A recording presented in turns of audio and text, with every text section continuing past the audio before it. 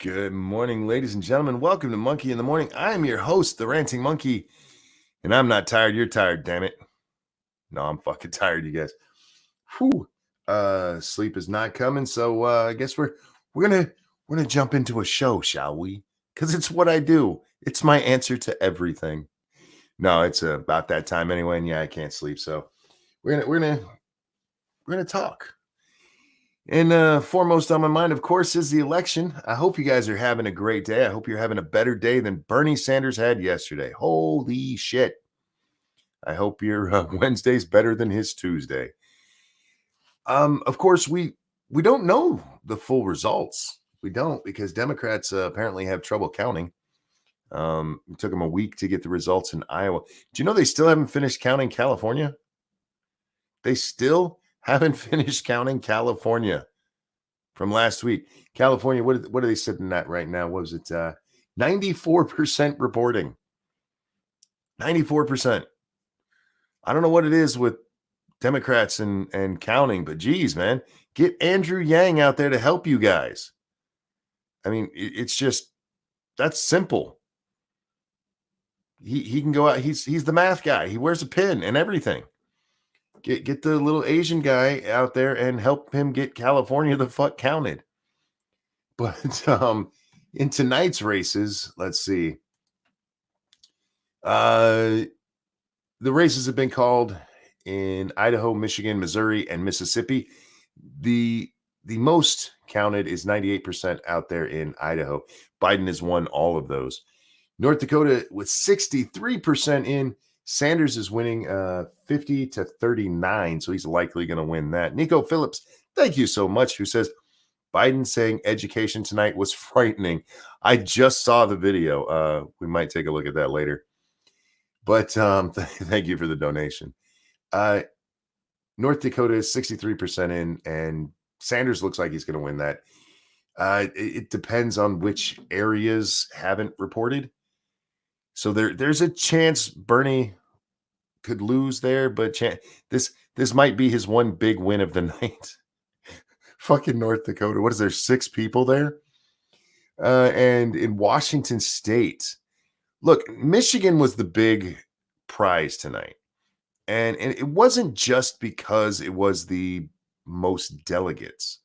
There's also I don't know if either sentimental or symbolic, whichever one you choose. I think they both might be right. Michigan was both of those things for Bernie Sanders. In 2016, his campaign was all but over. When out of nowhere, he wins Michigan and it reinvigorates his campaign. And boy, did he need some reinvigoration after Super Tuesday, even without California being counted all the way. And Bernie lost decidedly. In Michigan, we've counted 91% of the votes, 52.9 to 36.6.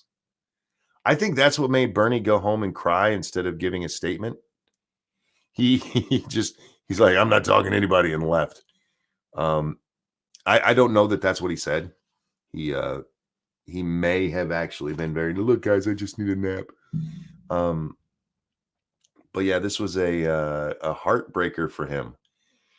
I think it's funny, but it's a heartbreaker for him. Now, the other one that's still up for grabs at the moment is Washington State with 69% in. It looks like Elizabeth Warren might have cost Bernie another race. Because right now, even if he wins, if Sanders somehow wins, he still kind of loses. And here's what I mean by that.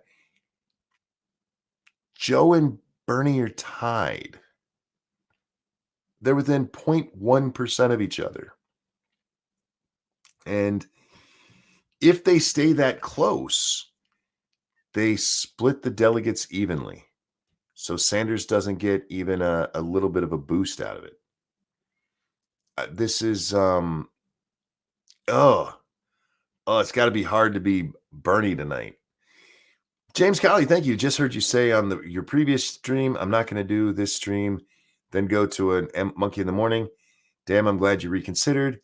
Live ranting monkey equals best ranting monkey. Well, I said that a few hours ago, so I was correct.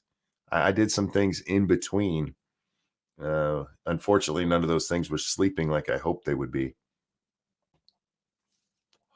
But I'm glad you're here, James. I'm glad you're here to hear it live.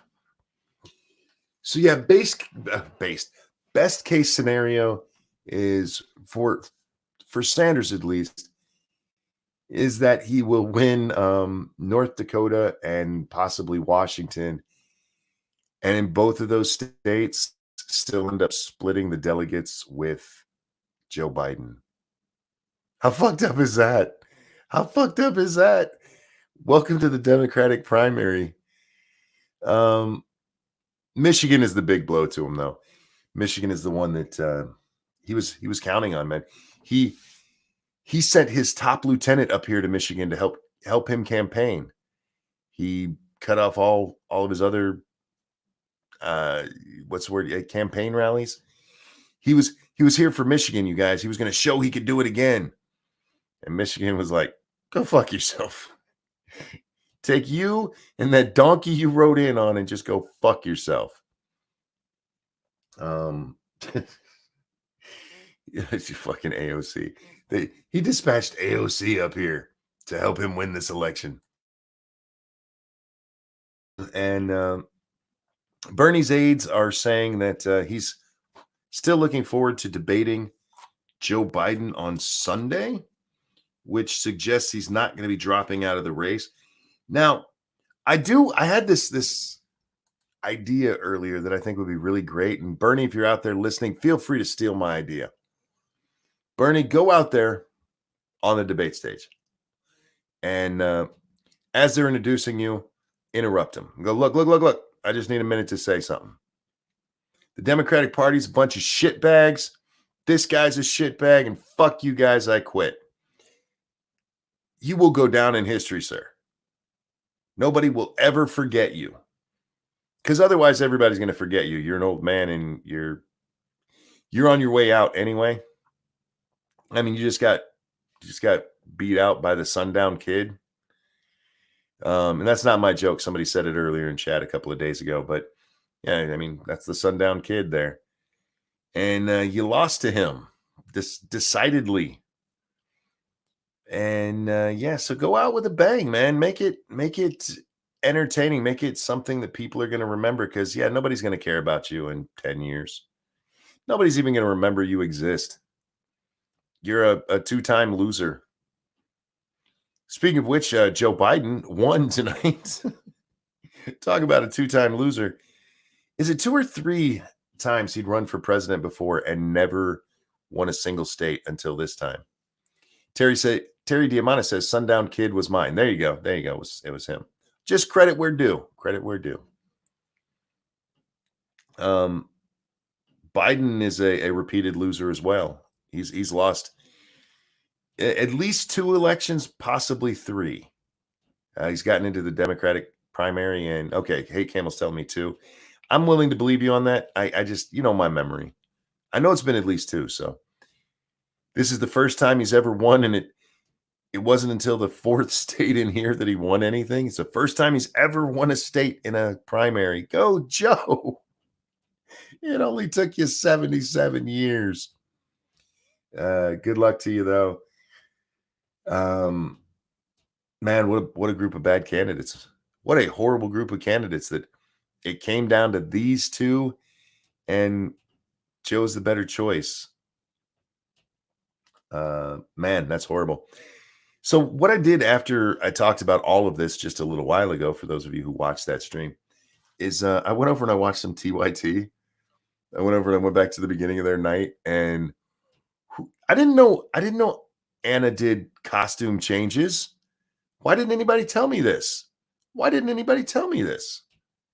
I would watch more often. She was wearing one outfit, and then I fast forwarded because they have a lot of garbage on their channel, and come back and she's in this little black dress. I'm like, oh, Anna, are you going to get even less dressed later? You slip into something even more comfortable? That was funny watching them talk about this shit, man. They are so upset. Adebisi, thank you. Didn't he lose the 2020 November election? Not yet, but yes, probably. Well, there's the way Biden could win, and Bert and Ernie said so. It's going to be Trump versus Biden. Yes, but not necessarily at this point. Uh, Technically, Bernie Sanders is not mathematically eliminated from winning the nomination yet. He is, but he's not. Not until probably after Florida. Hey, Jack, how you doing? Good. How you doing? Living the dream. Living the dream. Awesome. Let's see. Florida and Georgia are coming up. Bernie's Florida. He's screwed on. Sanders screwed himself hard on Florida. Yeah, that's all his own fault. Yeah. Good job praising murderous commie dictator shitbag. What Circus says Bernie only won one county in Michigan. Well, I haven't seen the breakdown. Last I saw, he was winning in 3. He was winning in Kent. He was winning in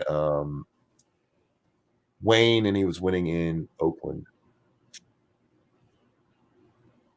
Yeah, I was at the beginning of the night. He actually there was a 4th one. What's right under Wayne? I forget what that one is. Or no, sorry, under Kent. What's right under Grand Rapids down there in Kalamazoo? I have no idea. I was hoping Cirque knows because he's from Michigan too. So maybe he'll be able to answer that. But yeah, I didn't mean to make that sound like I was asking you, Jack. If you ask me about your counties down there, I don't fucking know. I don't even know most of the counties around me. I know like 8 counties in Michigan. That's it. James Colley, thank you. The only way Bernie can fuck over Joe is for him to push the idea. A vote for Joe is a vote for his VP because Joe mentally can't do it, and just push that narrative till election day. I don't know that Sanders wants to be the person that gets known for electing Donald Trump or re-electing Donald Trump. And that would do it. Well, why not? He got him elected the first time. Well, yeah. Look, I've been hearing the theory a lot lately that Biden is going to get declared incompetent either during the final race or right after it, should he win. And whoever's VP is the actual planned person, which of course makes people speculate Hillary. Several people are saying Portage County, and Cirque asked Allegan. I honestly don't know. Whichever one Kalamazoo in, it was going towards Bernie earlier in the night. So it was Kent, wherever Kalamazoo is, and then Wayne and Oakland. So the only reason I know Oakland is because I'm like, isn't that in California? And then, you have to learn these things. So you don't look like a complete idiot. I mean, I look like one most of the time anyway, and I'm okay with that. At least I'm not sundowning, eh, Joe? How do you get beat by the guy sundowning? How fucked up is that? Right? Hey, how bad are you? Go ahead. You got the chat or the stream up on your screen? It says an error occurred. Please try again. Hold on, I'll try just relaunching it. You guys can't see. Can you guys see it? They're talking to me and responding, so I'm guessing. It's weird. I just refreshed and it went away. Officer Buck Tud Russell, thank you so much. Steve's title, don't worry, Monk. You've been over the hill for quite a while now. Your sunsetting is still a while away. Why, thank you. As long as I stay away from Corona. People keep getting a little upset when I say this. Guys, if I get Corona, I am dead, period. That's just life. So. Well, no, it'd be death. Yeah, well, the end of my life. How about that? But no, I'm the title is specifically about Joe Biden beating Bernie Sanders tonight because that was an ass whipping. Was it Missouri? Where is it still that same way? Yeah. Oh, sorry, it's Mississippi. If nothing changes in Mississippi, and right now it's 89% reporting, Sanders isn't going to get any delegates. It's only 38 delegates, I believe, is what it is. No, sorry, it's 27 delegates is what this is telling me. Wow. But no, those are the ones that are already pledged. You have to get at least 15% in order to get any delegates. And what he should have expected. No, he should be getting worse than that. But Cirque's asking what map you're looking at. I'm not looking at any right now. This was the shit. What map was that? Oh fuck! Me and Scribe were looking at it before the show tonight, and looked at it for part of the show. I want to say it was one of the CNN maps, but don't quote me on that. I don't know. I'm not looking at it right now. This is the one that I was. This was earlier. What I'm looking at right now is I'm looking at the CNN Super Tuesday results because the 5:38 ones haven't been updated in forever. These ones haven't been updated since 2 a.m. because everybody's gone home and gone to bed. They'll finish counting tomorrow or the next day or next week. Like I said, guys, California's still not counted. They're missing 6% of their fucking vote still. Is that the dead people that are voting? I'm guessing so, man. They're not coming through apparently. They call that the Hoffa quadrant. Man. Put Andrew Yang to work for fuck's sake. Oh, by the way, Andrew Yang live on CNN last night. Back to Joe Biden. There's a shocker. He came out for Joe Biden. This monkey in the morning will kill monkeys and coma everyone else. He must be putting some hot tail up in the hashtag there. I'll have to check that out. Speaking of checking it out, Nico sent this to me a little while ago. I didn't watch all of Joe Biden's, and I'm going to say this again. Last week, I was having trouble coming up with the wording that I meant to say. I kept meaning to say victory speech, and I kept saying acceptance speech. Tonight, Joe Biden's speech came off as an acceptance speech. This was I'm uniting the party speech. This is everybody get behind me speech. Well, to be fair, he probably doesn't know the difference. I think pretty much everybody is sure that this is the death knell for Bernie, even if Bernie refuses to admit it. This part isn't really important, but just watch Joe Biden's mouth. Providing every child access to good education, regardless of their zip code. What was that? Well, some people are speculating that it was his teeth falling out. Others are suggesting he just had trouble saying the word. To me, it looks like he stifled a yawn really quickly. I'm going to go with the answer that he saw somebody whose hair he wanted to sniff and managed to recover at the last minute. Could be. It's hard to tell with this guy. And that's going to be your nominee. And I'm going to say right now, he's going to have a really good chance of being your next president. And I know there's people out there going to be, Monkey, what are you talking about? Well, this coronavirus thing is sticking with us. This coronavirus thing it's causing all kinds of panic, and it's dragging down the economy, and then it's getting pushed off on him. I mean, Hurricane Katrina wasn't Bush's fault, but the response was, and he's the one that suffered for it. I mean, he stayed in office, but Trump's not holding on by that much, you guys. It could be enough. It could be enough. Yeah. Now, I'm not saying definitely, but I'm saying it's possible. The longer it goes on, the worse it's going to be for Trump. No matter what he does, the media can spin it. So, yep. And the more stuff that isn't moving, especially because we get so much product from China, that's going to impact our economy here. He'll get blamed for it, even though he had nothing to do with it. So if you're a Trump supporter, you better go out and vote. Look, I'm not telling people not to talk about Corona, but I was thinking about this tonight, and then Joe Rogan had that guy on, and everybody's talking about it because he said 480,000 Americans are going to die from this. And this is a smart guy. He's an infectious disease expert. Yeah, you guys, you're going to help Joe get elected. I hope he sends you a greeting card. But before we get to that, because I did watch that, and it's one of the things I want to talk about. I want to talk about TYT. Oh my, they were fun to watch tonight.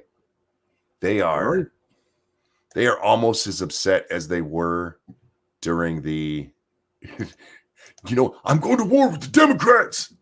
Remember that shit? This is war. I'm going to war with the Democrats. He I don't know why I'm making him sound like a wrestler. That's how he talks. After the 2016 election, Cenk Uygur said that he was going to war with the Democrats. Even at that time, look, even if by some miracle Hillary won that election when we already knew she lost, he was going to war with the Democrats because he was tired of them putting up pussy-ass candidates like Hillary Clinton. And then he jumps on this. I mean, he was a Bernie bro to begin with, but he goes in hard for Bernie for the last 4 years. And he didn't take tonight well. He did not take tonight well. And Anna, being a good little soldier, she didn't take it well either. Oh, I bet she takes it pretty well. Oh, I bet she does. I noticed that Anna has had even more surgery. Oh, yeah. She's starting to look like Joan Rivers. Oh, that's not good. No, it's not. Pull it back, sweetheart. I know, Cenk's eyeing some younger candy, but you just keep just age gracefully, Yeah. Don't. It looks like her face is nice and smooth because they pulled her hair too tight. Ooh. Yeah, Anna, that's not a good look, and it's actually kind of making your nose look crooked again. And it's not your old cuter nose that worked that way. It just looks bad now. I think some of that is just the hate that lingers in these people, and it corrupts their bodies. It could be. Now, I will say this: Anna called out cancel culture. What? Well, let me qualify that. I think is the word I want to say. She wasn't calling out all cancel culture. Of course not. She's just calling out cancel culture when it might cost her side votes. That's not really calling out cancel culture, sweetie. Because she goes, I know there's going to be people who are mad at me for saying that. I'm like, nobody's going to be mad at you for saying that. Shut up.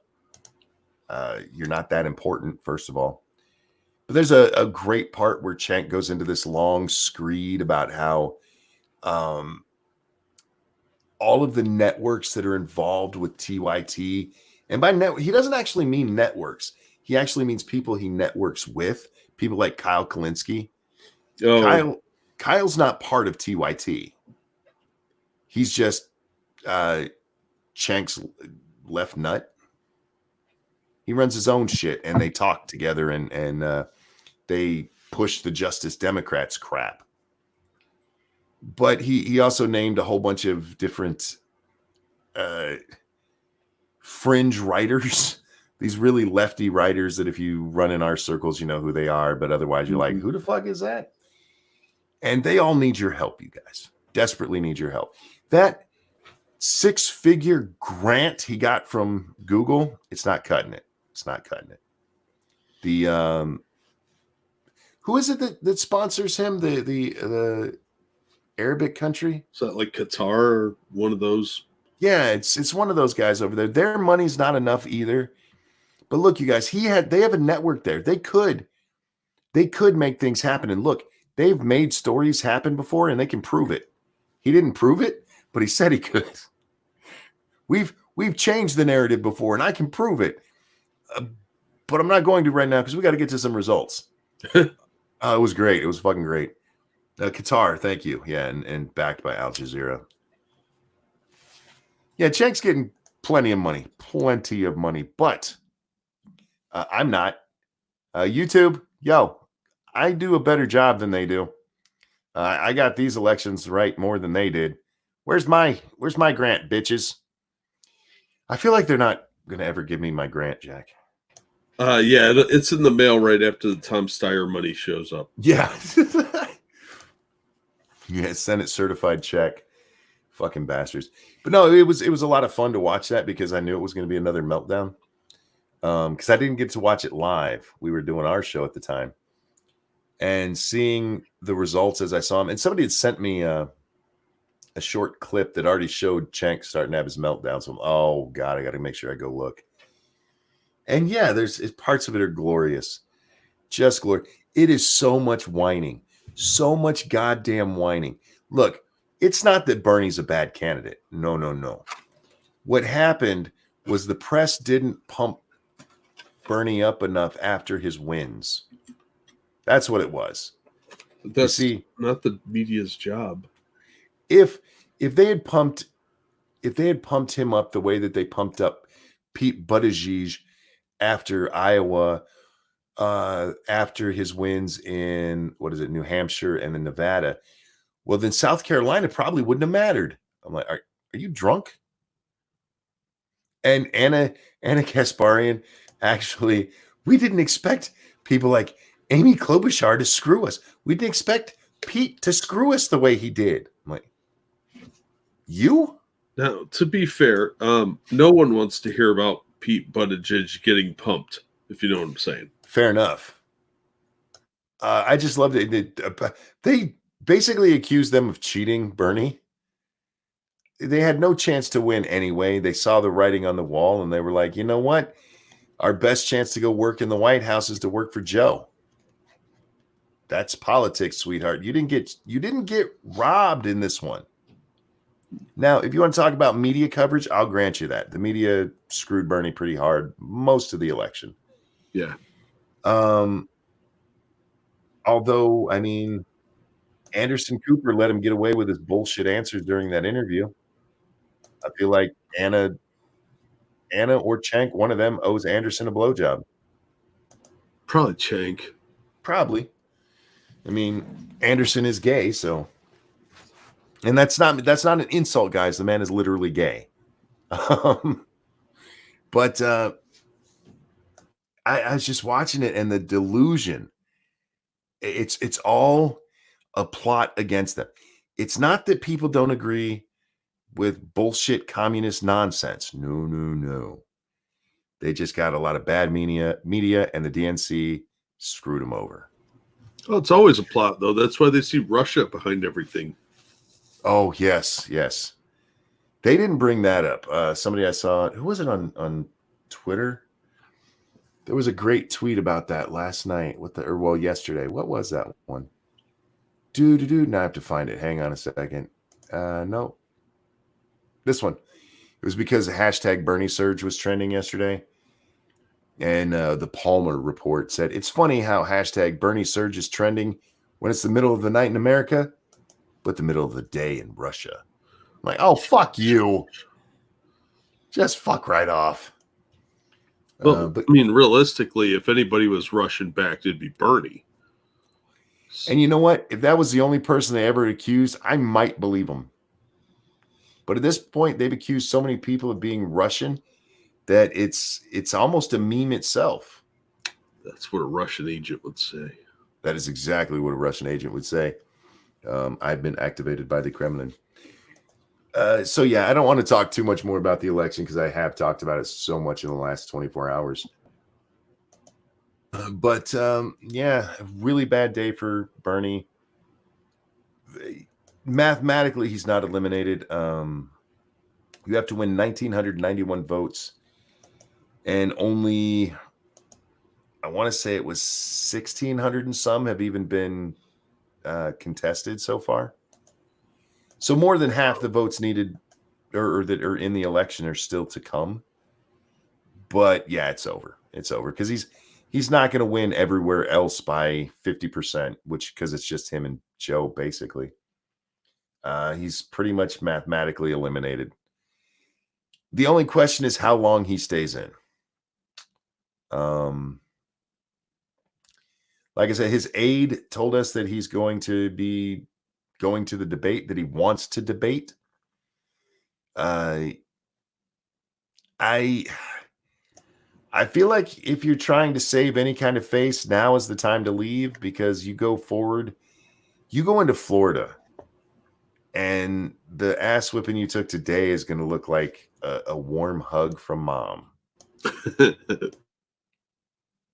You insulted the Jews and the Cubans. Are you insane? Yeah, he's got a rough road ahead.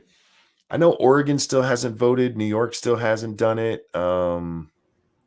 There's some places still out there that are, likely to go Bernie, but it's just not enough to carry him. It's just really not.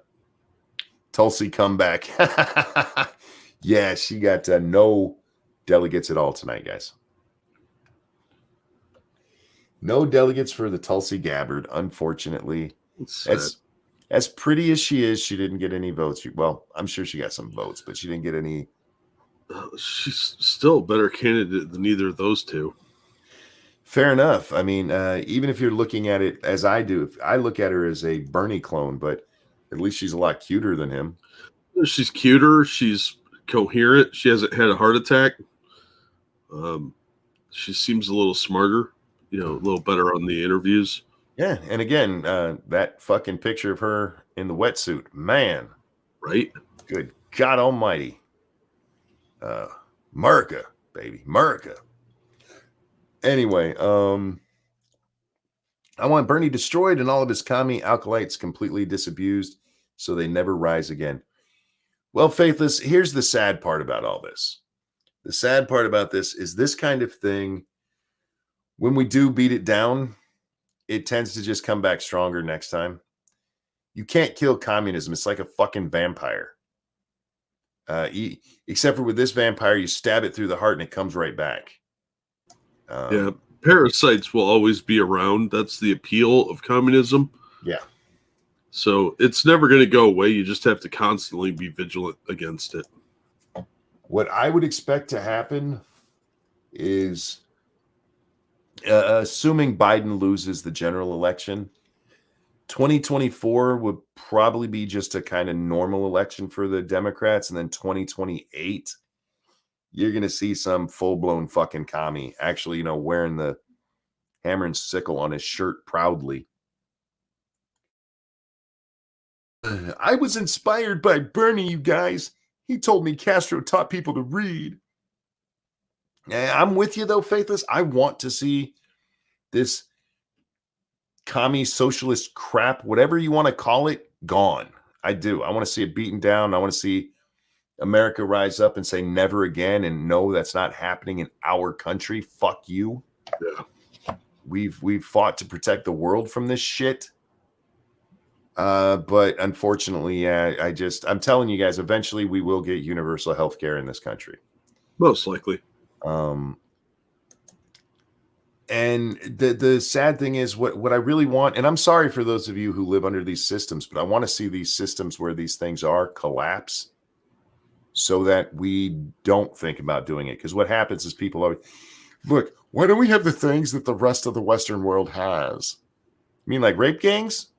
Oh, no, that's not what you meant, is it? You mean like national health care? Well, they point to them right now when most of them, I mean, it's not like they've been around a long time. It's not like they've been well practiced and everything. Many of them have austerity problems. Like, we got to cut money somewhere. Sorry, old people. They won't say it that way. But we don't have death panels. We just let them drift off to sleep. And we stop checking on them. Anyhow, yeah, so if you guys want a treat, just go over and pick random times. I don't know if that stream is still up. I don't know how they do their streaming over there, but if last night's stream is still up, go over to TYT, pick spots in the middle and just jump around and watch these people whine like little children because daddy lost. There's even a great part where Cenk is going to tell us how politics really works, and he knows now because he ran for Congress, you guys. Terry Diamandis, thank you. If you really want to ensure communism never comes back, let Bernie win. After a few years, they'll be begging for capitalism back. The problem is usually to get rid of communism, it takes a counter-revolution. That or 100 years. Now, Castro was a little bit different. His was a bit shorter. And yes, okay, I exaggerated that a little bit. It's what most communist countries that we've seen have what, a 50, 60-year shelf life, something like that. Something like that. I don't want to live out my glory years or my twilight years, not my glory years. I've already lived those. I don't want to live out my twilight years in a fucking communist shithole. Oh, fuck that. No way. Remember the child they forced to stay and die in the UK? Oh, yeah, yeah. There are some benefits to socialized healthcare. Not enough to outweigh the negatives, though, in my opinion. Well, wasn't Bear saying something like when he got an MRI, he has to wait? He might have had to wait 6 months to get the results. Oh, that part I didn't see.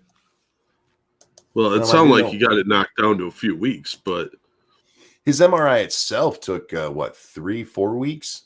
Yeah, that's ridiculous. We would have got it the same day. The longest I've had to wait for one was a week, and that was actually my scheduling problem, not theirs. Excuse me, so sorry. And yeah, I've had a lot of MRIs. They just got used to just sticking back in the tube. Dumpstertron, thank you. They begged for capitalism for 70 years in the USSR. Yeah. Yep. But don't worry. Bernie knows better. Didn't he come out the other day and say communism has never really been tried? I don't know if that's a direct quote. That was the quote I saw in the article, and I didn't get to read it all. But it was about his CNN town hall the other day. Did you see when he got up and he's like, look, Russia had a bunch of bad dictators, and those are bad people, and we don't like the dictators. We just want to copy everything they did. Yeah, because the dictators are drawn to those kind of systems because it's easy to become powerful. They're required in that situation. See, when you raise up a movement, when you get a whole bunch of people fired up about how the rich have everything and how you're going to make everything equal. And then you put in that system, and the poor people are not only still poor, but more poor than they were before. They're going to start asking questions. And in that kind of system, you can't have people asking questions. You have to stick them in a prison and then eventually just erase them from photographs. Well, those weren't real people to begin with. Well, yeah, they shouldn't have been questioning the Almighty. They questioned the state, and you can't do that. Expensive medicine plus no expectation of prolonged life equals denied treatment under socialized healthcare. Well, shit, we saw Bloomberg's idea of what you do. A 95-year-old man with prostate cancer. And one of the problems with what he said there, prostate cancer is one of the most easily treated, highest survivability rate cancers out there. Yep. And that's the one he picked for his example. 95-year-old man with prostate cancer. You go, look, you've had a good life. Why don't you go home? Why don't you go home? Yeah, and you can treat that very easily, outpatient. Yep. You're not going to feel that bad. It's not that hard. It's not that expensive anymore. So, yeah, that's fucking sick. Yep, and we're seeing people easily live into their hundreds. So you're saying, fuck you. You've made it to 95. That you're being greedy now. You're just being greedy.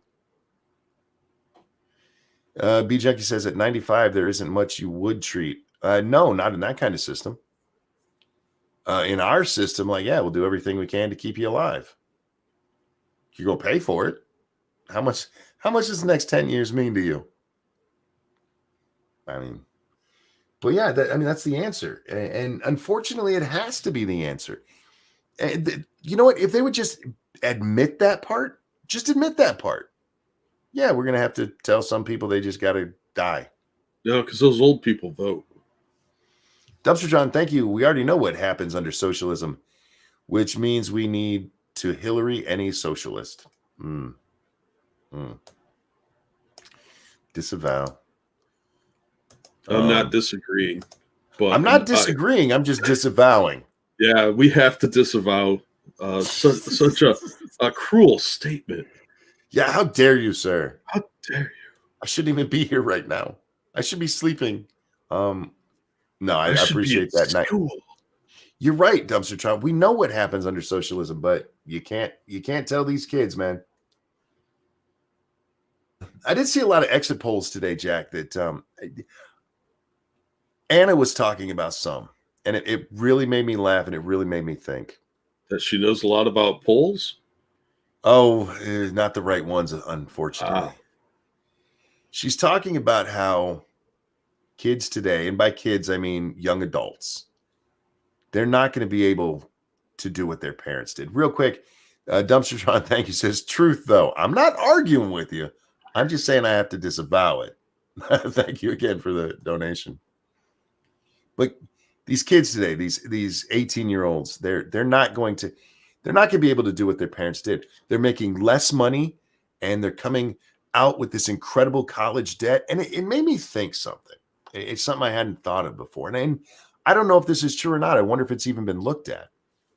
Because what they'll do is it'll look like, okay, when your dad was 26, he was already making $40,000 a year. And I'm just throwing out numbers. We're going to pretend they're all adjusted for inflation and they're the real numbers. But okay, your dad was making $40,000 a year.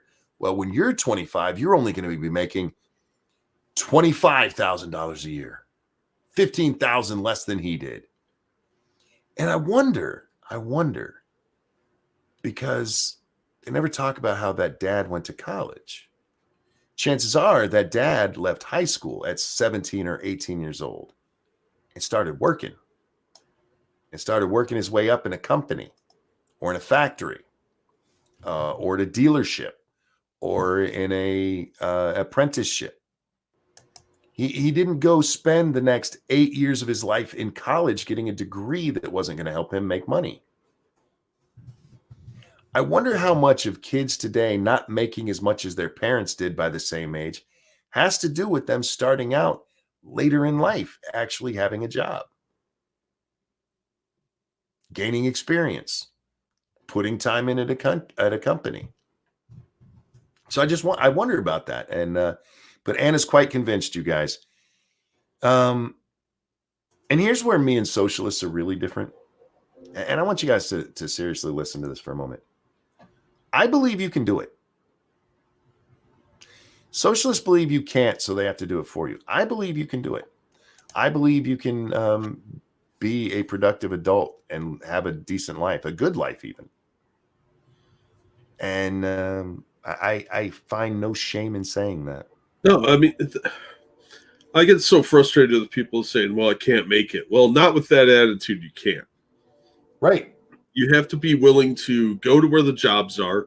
You have to be willing to work, and you have to be willing to get trained for those jobs. If there's a specific job you want, find out what the requirements are and do those, or go to where the jobs are. B Junkie says pretty much all milestones are being pushed back: marriage, kids, jobs, driving, etc. Yeah, and I don't know if that's you want to know where your problems lie? Maybe it's there. Yeah, there's not a lot of incentive for people to grow up these days because you can stay on your parents' health insurance till you're 26. You could stay in college till you're like 30 if you try hard. And a lot of the careers people are going after are completely useless. They're not picking up job skills. They don't know how to balance their budgets. They don't know how to manage money in any respect, much less do common things like sewing or cooking. Oh, yeah. So making your own goddamn coffee, for fuck's sake. Yeah, they're not taught to be frugal. So there's a lot of wastefulness there. So the money you do have is going to waste. Dumpstertron, thank you. Says Shoe on Head needs a few months on the streets to sort her head out. Now, I'm assuming you mean homeless and not hooker. 50-50. I'm not sure, but that's what I'm assuming because did you see the article about Carlos Maza and how rich he is? Yeah, and I'm not surprised at all. I don't know anybody who saw that article and surprised. No, because he acts like a rich kid. All of these people, all of these folks who are coming out, in favor of Bernie tend to be upper to middle class white kids. Yeah. And look at all the people that are giant Bernie supporters that you know, either in real life or online, and they are almost always trust fund kids, middle class kids that have way too much free time and whose parents enable them, Mm-hmm. and they have safety nets out the ass. They never have to worry about struggling or being on the street because most of those people have jobs and they're focused on working. That's part of what I wonder if it is. Is it that they've lived their life so coddled that they can't imagine not being coddled? Yeah, I Not think that's a having, big part of it. yeah, not having they look at government as a parental figure. I mean, Yeah. in that video I did on Mazza, he repeatedly called Warren and Sanders mommy and daddy. And again, it wasn't in the creepy way that Milo Yiannopoulos used to say daddy about Trump, where he was doing it with a giggle and a little sexual innuendo there. Mm-hmm. He was saying it like, yeah, that's my mom. Well, yeah, because he wants somebody to take care of him. He wants that safety net and the free stuff. They feel entitled to that. And it's very disturbing how many people you meet, that even ones that don't identify as communists and socialists, Mhm. have that same mentality because they're in that age group where they're used to being taken care of. And they remember that woman who had like 15 kids and lost her house? And she said, somebody better come because I need them to take care of these kids. Who's going to pay for them? Oh, yeah, yeah. It's that mentality. It's the freeloader mentality that you see with a lot of the welfare queens. You know, they're not people who need help. They're people that want it. Yeah, and I don't know. We've seen this with the whole rise of social justice, is that all of these were a whole bunch of spoiled ass burb kids. Oh, yeah, absolutely. And they're so used to it. We've created this like self-fulfilling prophecy of victimization. They think they're a victim, so they feel entitled to some sort of recompense, and they want that from either the government or somebody else. And somebody has to pay for their life because they feel owed, they feel oppressed, or they feel victimized. And that's all they need to get free stuff. What college was that? The one where I can't remember if she was a professor or a dean. She wrote a letter defending Halloween costumes. And her husband, who also worked there, got accosted by a whole group of kids, and the one screams at her, "This is my home. This is We're making a home here." It's Yeah. supposed to be my safe space." And I know, bitch, that's your school. Yeah. Yale. Thank you. Yale, Hey, thank you. Junkie. Yeah, it was so fucking sad to watch that. You are an adult at that point. Yeah. You're in college. You're an adult. Unless you're Doogie fucking Howser, you're an adult. Real quick, over on the Streamlabs. Don't forget, guys, we are brought to you by you. If you enjoy what you see, hit the like button, hit the share button, and please consider supporting Jack or myself. But Frank says, yesterday morning, I was arguing with another commie in Twitter. Frank, why do you do this to yourself? Anyway, on top of claiming that our system is oppressive and that wasn't, he argued that we have no choice but to work for others. He refused to see that if he was willing, he could be his own boss. Well, again, thank you for the donation. But again, this is what I was just saying to you guys, and I did mean that part sincerely. I believe you can do it. I do. It might be hard, but I believe you can do it. But there's a whole group of people like, nah, you can't do it. You suck too much, man. We all suck too much. Nobody can do it anymore. Jeff Bezos didn't inherit Amazon. That's just a fact. Well, we used to have people like that were impressive. You know, like, oh, look at the guy driving that nice car. You should try to be like him. Mm-hmm. Now it's envy. Oh, look at that guy. He stole from us took something from us in order to get that. It's not a limited pie. You know, if you try hard and put the work in, odds are you could succeed. Nothing's guaranteed, and it's going to be hard. But if you stick with it, you can do it. Well, here's the other thing. You just have to not give up. How about this? How about go out there and like, he's got something I want. I'm going to go be better at what he does than he is and take it from him. Be American. Stop being bitches. God, I'm so tired of bitches in our It's society. generation pussy, man. They're all taught they can't do it, and they don't even try because trying is the first step toward failure, to quote Homer Simpson. James Colley, thank you so much. He says, I've said this before. I worked 2 jobs, and after doing my taxes, I cleared $50K. Now, I'm not bragging. The reason I spend my money the way I do is because my needs are met. This is my want money. Buckle down and get to work, and you can have want money too. Indeed. Exactly. Indeed.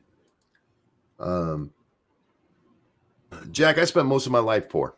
Most of my life. Same here. And I worked my ass off to get ahead, as ahead as I could before all of this shit happened. And we were doing okay. And that is as a college or as a high school fucking dropout in today's world. We're not talking that long ago. I mean, I've only been in this situation for like 4 years now. Yeah, getting ahead, doing well for myself. But you have to go out there and actually be willing to fucking work. Daryl Parnas, thank you so much. I've heard from one man success leaves clues. I've heard from one man success leaves clues. Okay, there we go. I had to read it properly to make it make sense to me and my brain and hopefully to the audience. It's hard to read these sometimes, because we have to, we're reading it going forward and your brain tries to guess what it's going to say and you read the words and yeah, I apologize for the way that sounded retarded the first time I read it, Daryl. But yeah, success leaves clues. That is a very profound statement. And we kind of talked about this on yesterday's show when it comes to YouTube channels. Mm-hmm. The quartering drives me nuts with his channel. He really does. But if you want to know how to build a channel, following things he does, very good fucking idea. Yeah, you watch what successful people do and what they listen to what they say because they're more likely to know than the person who's unemployed and broke who's telling you shouldn't try. And it doesn't matter what your background is. Look how many people have success stories. There's people on YouTube that were ex-cons, and they talk about what happened while they were in the joint for 10 years for murder or whatever. They have successful YouTube channels. So if you can't find a job, create a job for yourself. Frank, again on Streamlabs, thank you so much. He says, I'm not saying they'd be successful, but he was, I'm sure that this is a text-to-speech fuck up here. It says, but you was song every American can start their own job. You can start your own job in the US of A. Yeah, there's something lost in transition there, Frank. I'm sorry, but to go into the rest of it, he was arguing unless you're rich, you can't. You are just like the other commie. He deemed it too difficult. He deemed to think difficult choices aren't options. Oh, I'm sorry. So bad. That's my reading that fucked that one up. Let me try that again. He was arguing unless you're rich, you can't. Just like the other commie, he deemed to think difficult choices aren't options. Sadly, this commie is named Frank too. Yeah, it's about working smarter. Work smart, work hard. There's no anybody that says that you can't do it has probably never tried themselves. And there's so many ways to do it. And there's a difference between being wealthy and being well off. Yeah, I would have paid comfortable. I would have paid money to have an opportunity like YouTube gives you 20 years ago. Oh, hell yeah. When I was in college, I would have been YouTubing all the time. Because that was the age group when you went places and did stuff and you had interesting things to talk about. Now I'm old. Sit around and read comic books all day. That's interesting. Is it? Yeah. But I mean, this is the type of opportunity that I could have been doing for a career, for the past 20 years. Oh, yeah. So, you have to find the opportunities and find stuff you want to do. And if it's not in your area, you may have to move for it.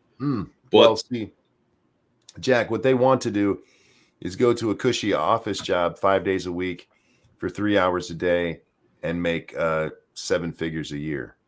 Yeah, well, won't we all? But it doesn't happen that way. The most successful people work the hardest and often work longest days. Yeah.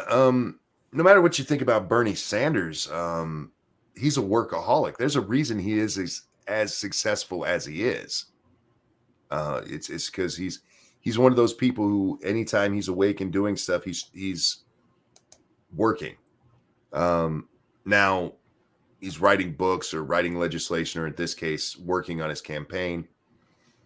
Those are the kind of people that are successful. You might not like what kind of success they find. Fuck that commie motherfucker. But yeah, you gotta have a drive. And you adults out there who are telling these kids that they can't, fuck you. Yep. It's amazing to me. We will tell children, you can be anything you want to be. But once they get to college, we're like, no, look, I'm sorry, we lied to you. The system's stacked against you. We wanted it to be, but the white man is keeping us all down. The rich guys, yeah. So you're gonna have to go back home, live with mom. It's your only real choice. It's not, man. Over on the Streamlabs again. Thank you so much, Frank. Damn it, load. There we go. I grossed 72K last year, best year to date. Took a lot of OT. My father never saw 50K a year. I'm still check to check, but I know it's my own bad decisions that have made that so. If you're willing to hunker down, save, work, you can do whatever you wish. Damn right. Yeah, and congratulations, man. Yeah, congrats. Seriously, that's awesome. Not everybody will get to 70K.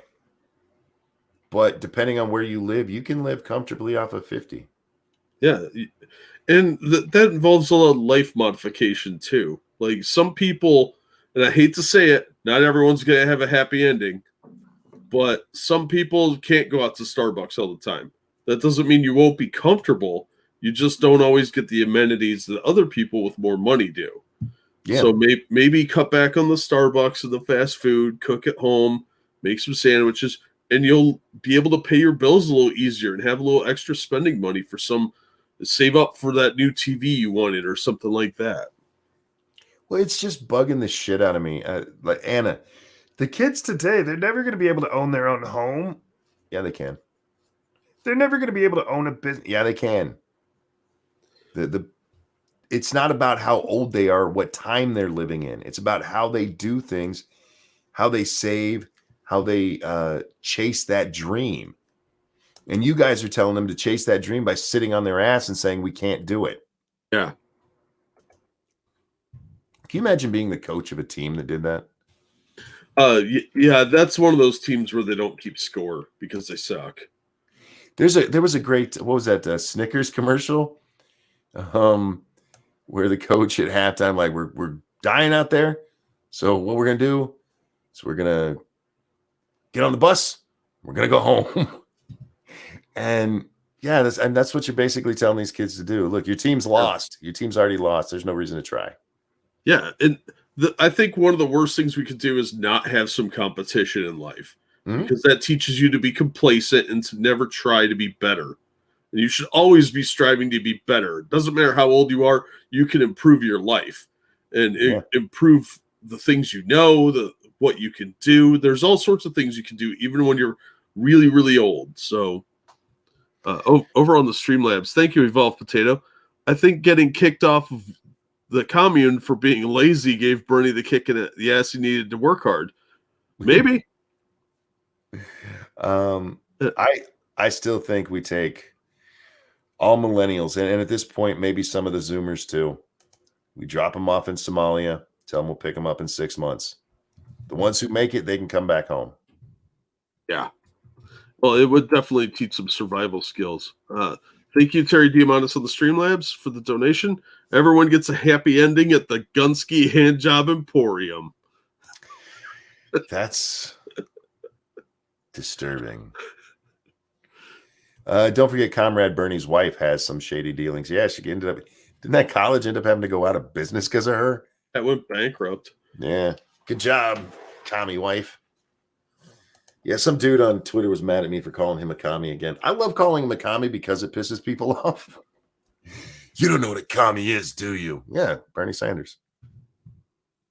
I mean, he may have watered it down some, but remember, by his own account, we've never truly tried it. He knows the real deal. Yeah. Well, anybody that grew up under communism hates it because of how restrictive and awful it was. Just everything about it is awful, and it destroys people's lives. It murders people by the millions. So there's nothing better than capitalism that we have currently. I'm sorry if that offends some of the foreigners, but it's true. It's not a perfect system, but it's definitely better than communism. You never hear anybody, I came from the Cuba, and we need the communism here. Not unless they're agents of Cuba. No, they're all like, never again, man. Fuck that shit. I've never seen a single person come over here from a communist country and be like, yeah, we need to do that. I was like, y'all don't know what you're saying. You just don't know what you're saying. You saw this in some fucking movie or heard it from some crazy dude who brushes his fucking hair with a balloon on a stage. That ain't how it really is. Yeah, you want to really appreciate what you've got here. Talk to people that came over from like India that were dirt farmers over there, and they won like the visa lotteries because they have those in a lot of countries. And they come over here and they were untouchables over there because they still kind of have an unofficial caste system. And there was no chance for social mobility. And they come here, they can open a store and give their kids a better life. Well, I saw something, an argument I got into today. It really made me laugh because the guy doesn't even know what he was saying. Bernie Sanders keeps insisting that he wants to be a social democrat like the Nordic countries. And they're always like, would you please stop calling us socialist? Because he calls them democratic socialists, where they call themselves social democrats. They're different things. They're like, stop calling us socialists. We're not socialists. We're capitalists. And Bernie was talking about how we desperately need to close the gap between the wealthy and the poor. That's part of his thing. And he's saying these two things really close together. And there's a great article that was written by an MP from, I want to say it was Sweden. No, it was Denmark, because that's the one he likes to point to the most. And she's like, one, stop calling us socialist. And this was also the article when Pete Buttigieg has said Denmark was the country that has the best American dream. Well, she objected to that, and here's why. They have no upward mobility over there. Yeah. None. And they can't figure out why. The chances are you are going to live your entire life in their system at whatever you were born at. They have rich people and they stay rich, and they have poor people and they stay poor. There's no upward mobility. With what is it? The lowest tax was 40 some percent, something like that. I forget the exact numbers, but implementing that system here, it's not going to bring this wealth equality he keeps talking about. No, because there will always be people that know how to make money off of others. All communism does is create black markets. It creates mafias. That's it. It takes money to make money, even if it's just a little bit to start out with. But if you know that's all you're ever going to have, you're not going to risk that money, because what's the payoff? Yeah, why would you want to? Why would you want to take any risks with any of your money at all? And so it's just ridiculous. I didn't mean to get up on the whole communism thing again, but it's fucking stupid. Yeah, it's a fair thing, because people don't remember the horrors of communism. It's been a few decades, and there's a lot of people who never grew up with the fear of what the communists could do to their country, or they have never talked to anybody that lived behind the Iron Curtain. Yeah, and they just don't they see it as well, even when we were growing up, Jack, you still had the people like, no, look, hey, Stalin is not a good communist. He's Yeah. communist still, right? Still a communist. They were technologically backward in many respects. Their healthcare systems were subpar. North Korea is a true communist country. They're the greatest example we have right now of what communism actually looks like. Yeah. Everybody's again, equally dirt poor, and some of the elites live in a specific city, but that's the only places where there's social amenities, and you're always monitored. Yeah, in communism, there's still always rich people. Yeah, and it's amazing how many of them are related to or really good friends with whatever the dictator's name is at that particular point. Yeah, it's because they're cloistered together, and it's like a incestuous relationship of people that are all at the top maintaining their own power. Real quick, thank you, Frank, on the Streamlabs there. This commie claimed it was the rich slavers that fled Cuba. I think everybody can earn more than I did, but not everybody will because of whatever decisions we've made or will make. I don't see anybody proactively being held back by anyone besides them. So true, man. I'm sorry. Could you read that first part again? Yeah, the commie that he was talking to claimed it was the rich slavers that fled Cuba. I think everybody can earn more than I did, but not everybody will. Very true. Because of whatever decisions we've made or will make. I don't see anybody proactively being held back by anyone besides them.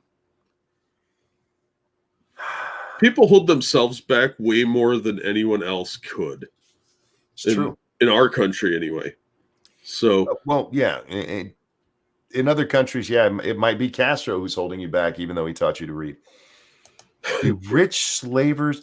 Now, were they talking, Frank, you can just toss this in the chat or toss another donation to Jack there, if that's how you prefer to do it. Were they talking about when the revolution happened, or are they talking about the people who put together cardboard box boats? Well, see, you're full of hate facts, and most people don't know history. And they just talk out of their ass and repeat something they heard instead of looking it up. We're all guilty of that at some point, but if you're trying to defend a system that has a bad reputation, you damn well better have your facts right. And just repeating what your fucking stupid professor at college said is not a great way of trying to do that. Also, real quick, thank you, James Colley. Comrade Jack, some wealth redistribution for you. Thank you, comrade. I am really, really curious about this. Now, I suppose if you're talking about when the revolution first happened and everybody's leaving Havana, the kind of shit you see, what is that, the Godfather 2? The moment of, maybe. But if you're talking about after that, you're out of your fucking mind. Oh, that's the problem is a lot of that is propaganda, and it's just what stupid suckers believe. Yeah. I mean, the average person trying to flee Cuba, they were literally just throwing whatever they could together and hoping it didn't sink on their voyage. Mm-hmm. I don't even know how many thousands of people probably died on their journey. Man, that's fucking insane. This is why you don't argue with commies. They're stupid. You can try, and I mean, it's fun if you want to slap them around a little bit, but yeah, they're going to make you insane because they're dumb. Yeah. You have to be dumb to fall for this shit. It's the ideological utopian idea, that they're utopians at heart and they desperately want some form of utopia on Earth, but that's not it. That's not your utopia. And utopia is only good for certain people. It's not good for others. I've said this before. Communism sounds good on paper. It really does. On paper, it sounds great. Everybody's going to work together. Everybody will have everything they need. Nobody will have too much. Nobody will have too little. We'll take care of each other. The problem is that's not human nature. No. And if there's a way to get one over on somebody. There's people that'll do that. There's some people that just don't want to work.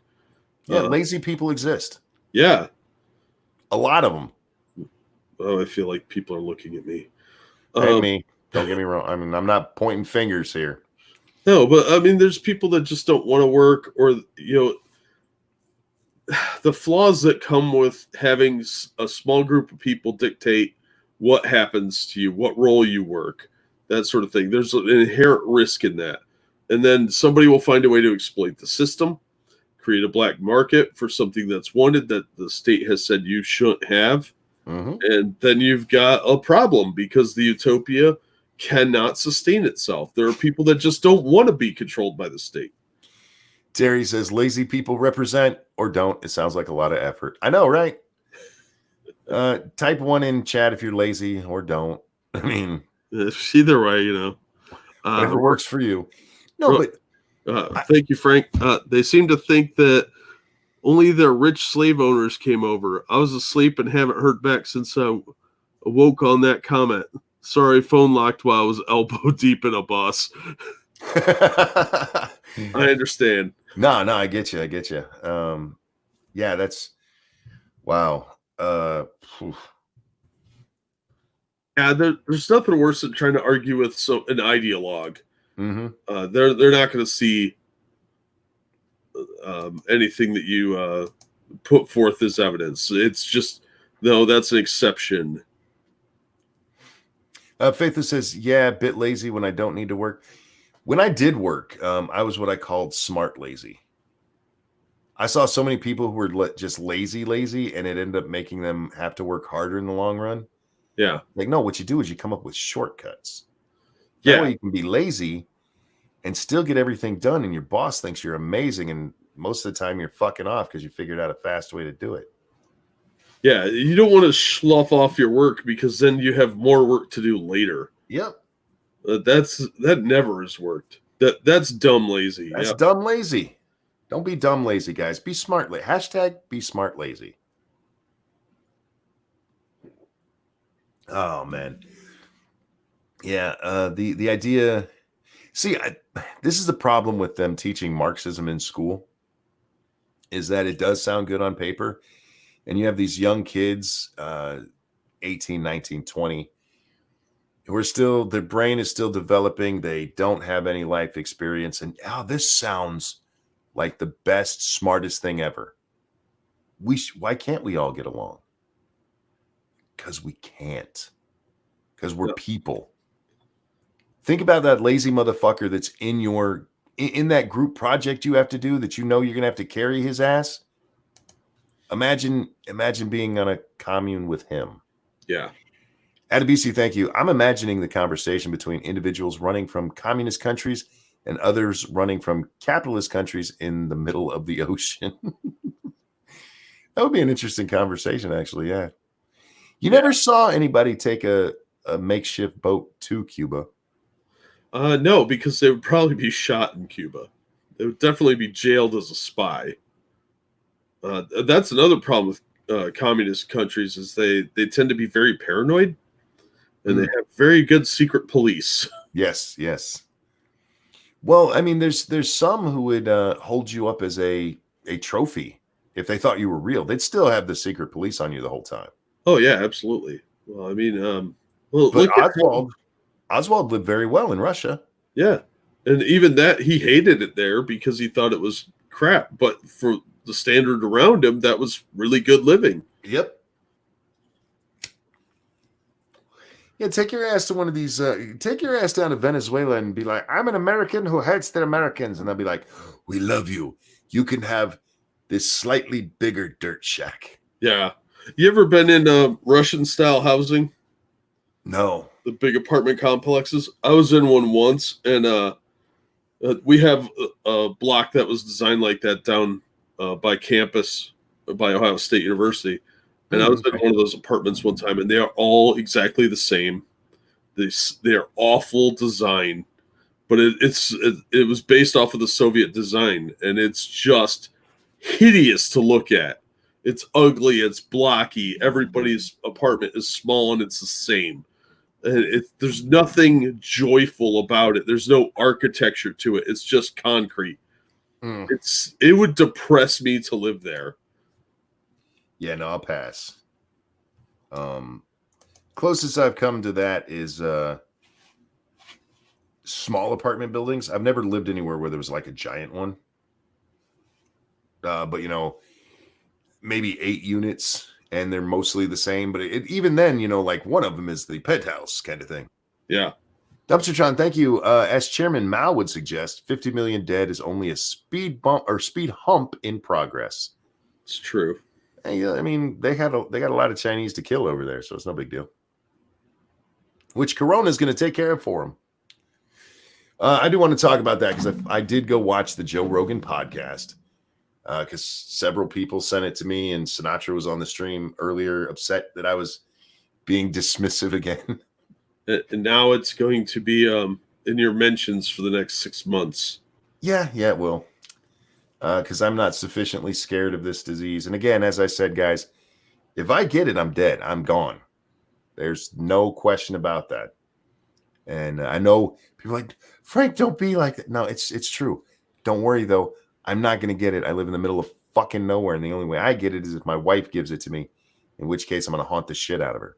Well, I'm just picturing some little Chinese girl dressed like draped in the Chinese flag, runs over and shoves you down the stairs. Yes. Corona Chan win. Corona China Chan. number 1. China is asshole. This guy's predicting 480,000 dead Americans. He's predicting it to take about 6 months. And he said about 6 months, the way he sees it, we're never going to get to the point where we're going to have a vaccine, because by the time we get a vaccine, our own natural immunities to it will have kicked in. I don't know about that. Well, here's his thought, is that the people who get it, you get the antibodies, so chances are you won't get it again. Yes, you can. Some people get reinfected, but most people don't. So we all just kind of become immune to it. And maybe that'll happen. This guy is it's not like he's some quack. He knows his shit. He's an infectious disease expert who goes around the world, and he's worked for, what do you say, 5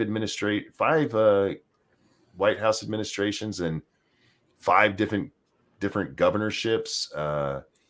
He's worked on SARS. He worked on Lyme disease. He worked on MERS, all kinds of outbreaks. He's been involved with it, and the lab he works for, he's actually it's I forget what university it's at, but even with that, he's like, people don't need to panic.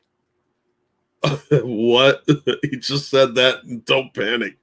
Well, he also, his definition of panic is a little different than mine. Because he's like, is there a panic right now? There's not people burning shit in the streets and flipping over cars. I'm like, that's a riot. Yeah. It's not a panic. That's a riot. That's more of a existential panic as opposed to like the, oh my God, I'm going to die kind of panic. Yeah. Dumpstertron, thank you. Kind of seems Mao had the same projected outcome of Adolf. Just saying. Fair enough. In the Streamlabs, thank you, Terry, for the donation. He corrected me. He says Chinese is racist. The correct term is chinks. CHINX. Oh, I feel like you're mixing up your Mexican with your Chinese there, Terry. No. China is probably a gendered term. So, I see what he's saying. Yes, it does end in an A. I don't know if is Chinese a gendered language. I don't know. Yeah, it's very gendered. Okay. I don't speak any. So I have a cousin who speaks Mandarin very, very well. He actually went and lived in China for a while. I'm like, the fuck is wrong with you? I think he just really liked Asian women. It's like, there's a place called Japan, right? Japan. It's not communist. Yeah, he's a doctor, and yeah, he actually worked in China for a few years. Long time ago. Don't worry, he's not bringing me Corona.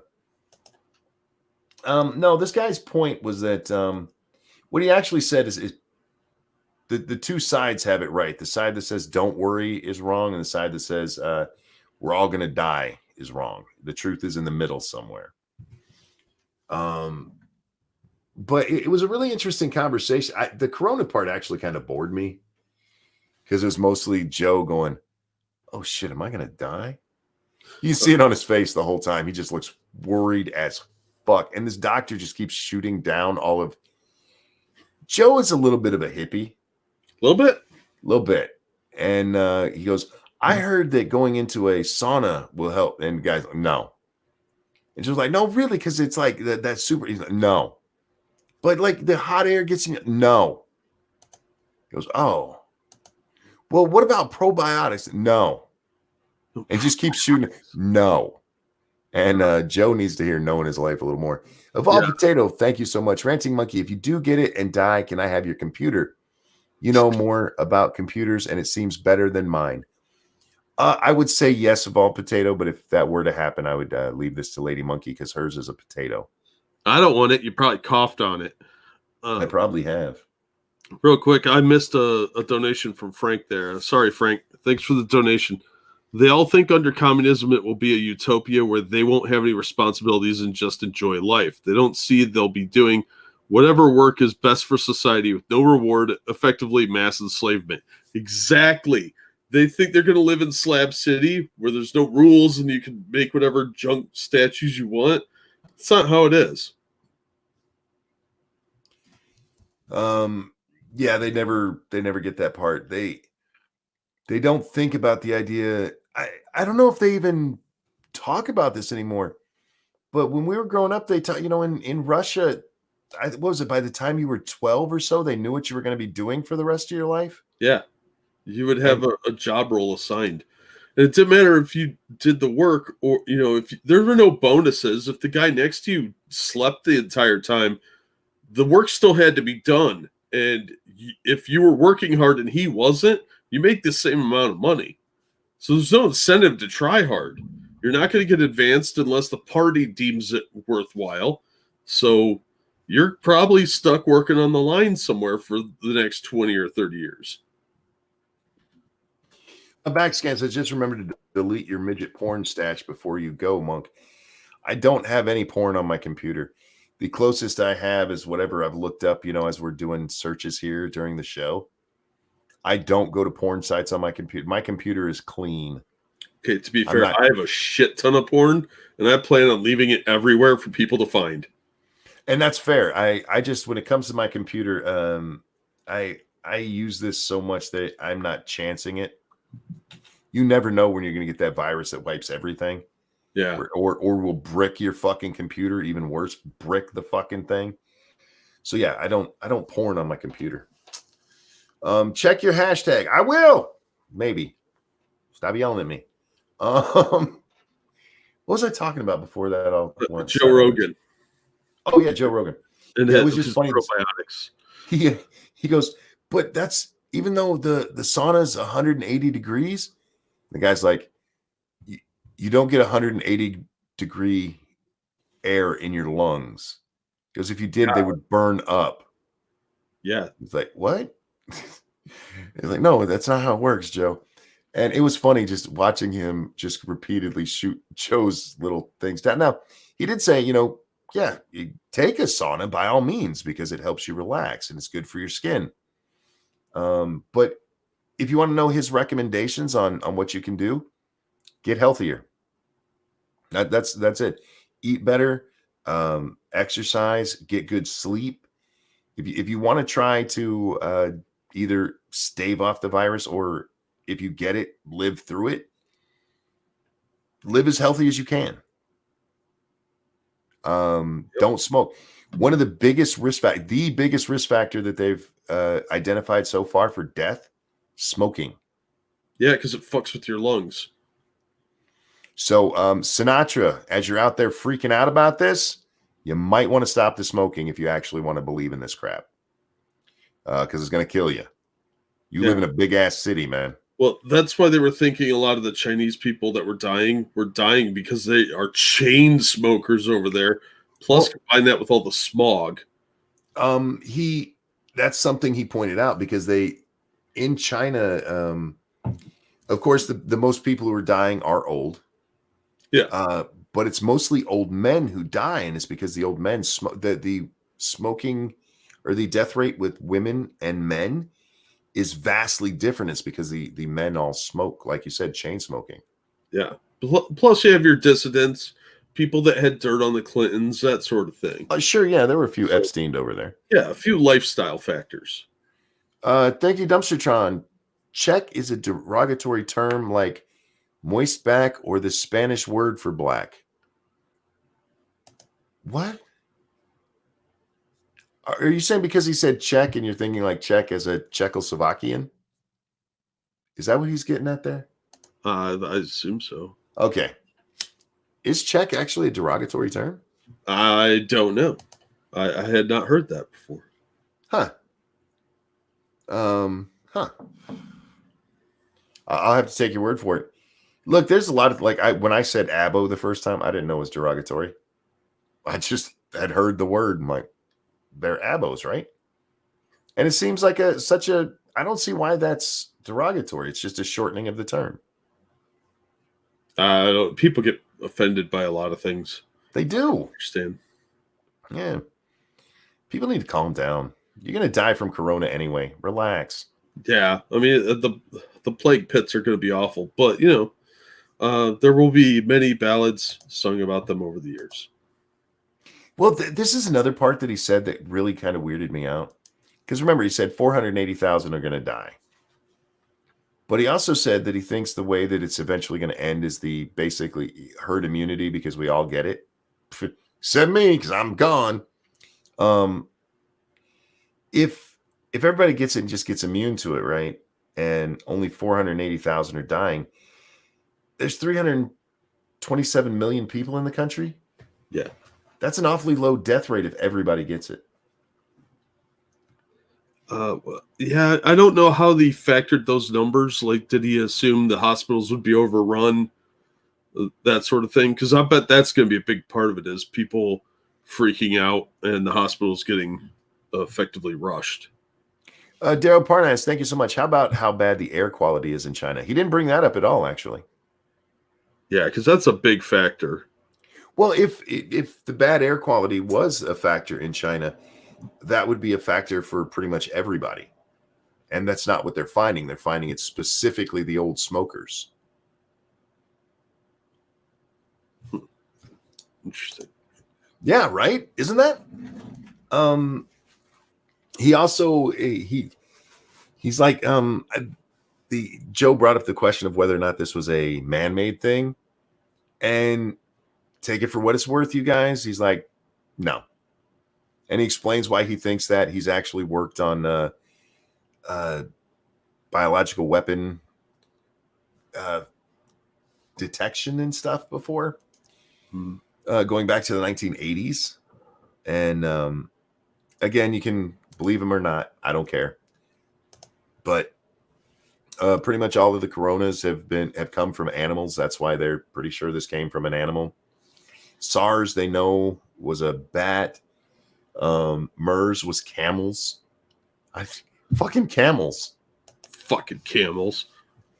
Keep your dick out of camels and you won't end up with MERS, you weirdos.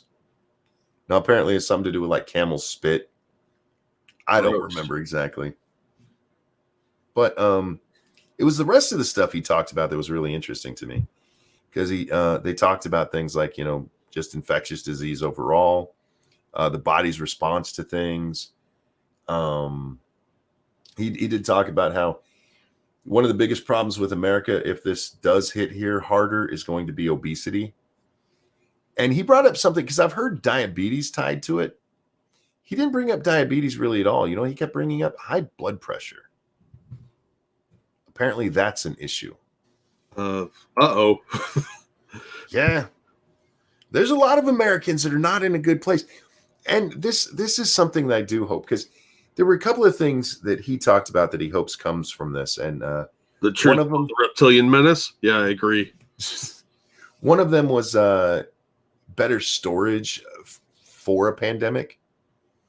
The U.S. government maintain storage facilities of different things in case, just like we do with military weapons and stuff.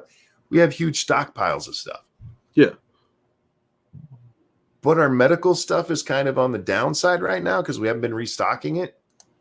And the stuff we do have is outdated. And by outdated, I don't mean like, oh, this is from the 50s. It's no longer relevant. No. They have a stockpile of N95 masks, but those things only have like a 5 to 6 year shelf life. And they're like 10 years, the ones they can find. Oops. And that is important because it fits around your face and the fibers in the front that actually help with this shit break down after a few years. Oops. So that's one of the things he says, I hope we actually take our stockpile seriously. I'll agree with him on that. There's no problem with that. Yeah. But the other one, he's like, I hope that America uses this to get healthy. Because that's the best way to fight it off is get healthy. So Tess Holiday, you fat fuck. Please stop telling people they can be healthy at any size. Yeah. Well, that's the type of mentality that gets people killed to begin with. Yeah. In the long term with diabetes and various other ailments, but apparently now might be a really good time to join a gym. We don't have enough land to bury all these fat fucks. No, they'd have to be cremated. Moderate space. Yeah. The plague pits of the old days, there's just no room. So you'd have to cremate most people. Yeah, definitely. Plus, it's a good way to kill the virus. Yeah. You know what else he talked about? He talked about because Joe brought up Lyme disease because a couple of his friends have been affected by Lyme disease, either have it directly or know somebody who does. And he was asking him about this because Lyme disease comes from ticks. And he was like, how is this spreading right now? Because apparently ticks are taking over the nation. I was unaware of this. And especially in places like New York right now, they're having problems with this massive tick influx. And he goes, it's really an interesting story is that they've actually traced where ticks have come from. And he said that, where's he from? Minnesota. He said that there were this group of hunters one year when they would get their kills and you'd take them to the station to get them checked. Well, they would check for ticks. And if any of the hunters told them they were leaving the area, say, what was he said? Madison, Wisconsin, I think is one of the places he said they would go. They'd ask the hunters, would you guys do us a favor? When you get down there, just check in real quick again with the game folk down there. And what they found is that when these deer are driven down, by the time they get down to wherever they were going, they had almost no ticks left on them. Because driving down the road, they got blowed the fuck off and just ended up in the forest down south. And so this whole outbreak of Lyme disease went down this one corridor of yeah. And it's pretty much what has spread it out further. And Joe's like, well, why does that happen? Why is it taking off like this? And he goes, well, there's another thing that's going on. Joe's like, oh, really? Because Joe. All you got to do is say something like that to him. The moose out there in Minnesota, which I didn't realize Minnesota had a lot of moose. The moose are dying off because of something called a brain worm. Jesus. Well, it's something that lives in deer. And you guys can go watch all this yourself. I'm just giving you the short form of it. It's something that lives in deer and doesn't seem to really bother them. But if it transfers to moose, it actually it turns them into Biden. Oh, wow. Yeah, it fucks with their cognitive abilities and everything, and they'll just die. And he's like, well, why would that happen? And his answer, he goes, fires. He goes, what? They don't have fires like they used to have. And this goes to the tick problem, is that they used to have like massive fires throughout their forests every now and then. Yeah. And what it would do is like kill mice that are, housing the ticks at that time. But what it also did is kept like deer in the southern part of the state and the moose in the northern part of the state. Well, without those fires, the deer have been moving north and mingling with the moose and getting them sick and killing them. So we need to stop these abominations of moose-deer relations. Yes, another reason to burn it all down, you guys. You have to burn it down to save the moose. I just thought that part was really interesting because all of this conservation shit where they think, we're saving this old forest. You're killing us all, dick. Yeah. This is how you get ants. Do you want ants? No. Ryan says, I volunteer to start fires to save the moose. Yeah, I mean, there's a lot of things that used to happen. Well, I mean, we've talked about this with the wildfires out there in California and down in Australia, some of theirs. If you don't have burns, you're going to have problems. Yeah, you have to have controlled burns to force management. It's known. Mm-hmm. And it's not just it turns out it's not just the wild or the trees and plants. That's what fuck, man. My brain just went full Biden. You got one of them brain worms? I think I might. But anyway, it's not just the plant life. It's changing the whole the entirety of it. Animal life, plant life, bug life, all of it is just changing in a weird way that you ain't gonna have moose no more. Sorry, guys. Wow. Yeah, but it's an interesting show. If you're interested in any of that kind of stuff, Jack, I do recommend it. It's only about the first, I don't know, half hour that they really talk about Corona, and then they go into all this other interesting stuff. It's almost kind of sad that Corona happened. Joe invited him on the show because of Corona, but I would really have been interested to just see it, just a show on, infectious disease and how it spreads and things that they're doing. And not necessarily where it comes, but the spread of it is so interesting to me. I think that's why I like the game Plague Inc. And I think that's why a lot of people play it, is just to see how it spreads like that. How bad can you make it? And it's interesting to watch it just, triple and quadruple over a short period of time and then just kind of fade out. And watching it in real time, in real life, is kind of weird. And that's what this guy does for a living, man. He has he has a chapter in his book called, because he just wrote a book not long ago called SARS and MERS, A Glimpse of Things to Come. Like, well, that's timely as fuck. Yeah. Well done, sir. I think he unleashed it for book sales. Perhaps. Yeah, and he's got a quote at the beginning of each chapter in that one. His quote from that has something to do with China. And Joe's like, wait, did you do that on purpose? And they're like, yeah, because we're fairly certain that any real big pandemic's going to come from fucking China. Yeah, I would vote China or Brazil. Well, Joe's like, why? And he started talking about these wet markets. Yeah. And not just the fact that they exist, but how unsanitary they are. Oh, yeah. Well, it's third world sanitation, man. China's a very backward country. Well, he tells this story that he was actually at one. And there's this cage full of chickens sitting on top of a cage full of ferrets. Yeah. And for those of you who don't know why that's an issue, chickens are very disgusting. Yeah. And full of disease. They're tasty, and that's the only way you should deal with chickens, is when you have them on a nice sandwich. And ferrets can actually transfer shit to us. And he's like, this is just a horror story waiting to happen. We're going to have the chicken shit ferret flu. That's me. That's my term. He didn't say it that way, but chicken shit ferret flu. Wait till the chicken shit ferret flu hits us. Gonna make SARS, Corona, and MERS all together look like nothing. Yeah. And it'll steal our shinies because ferrets are little thieves. Ferrets are little assholes, man. I think they're cute, but I would never own one. Yeah. A friend of look mine like had rats. one. I'm like, that's a flat rat. Why do you have that thing? Yeah, no, I don't want anything that looks like a rat running around my house. No. He did say something that scared the shit out of me.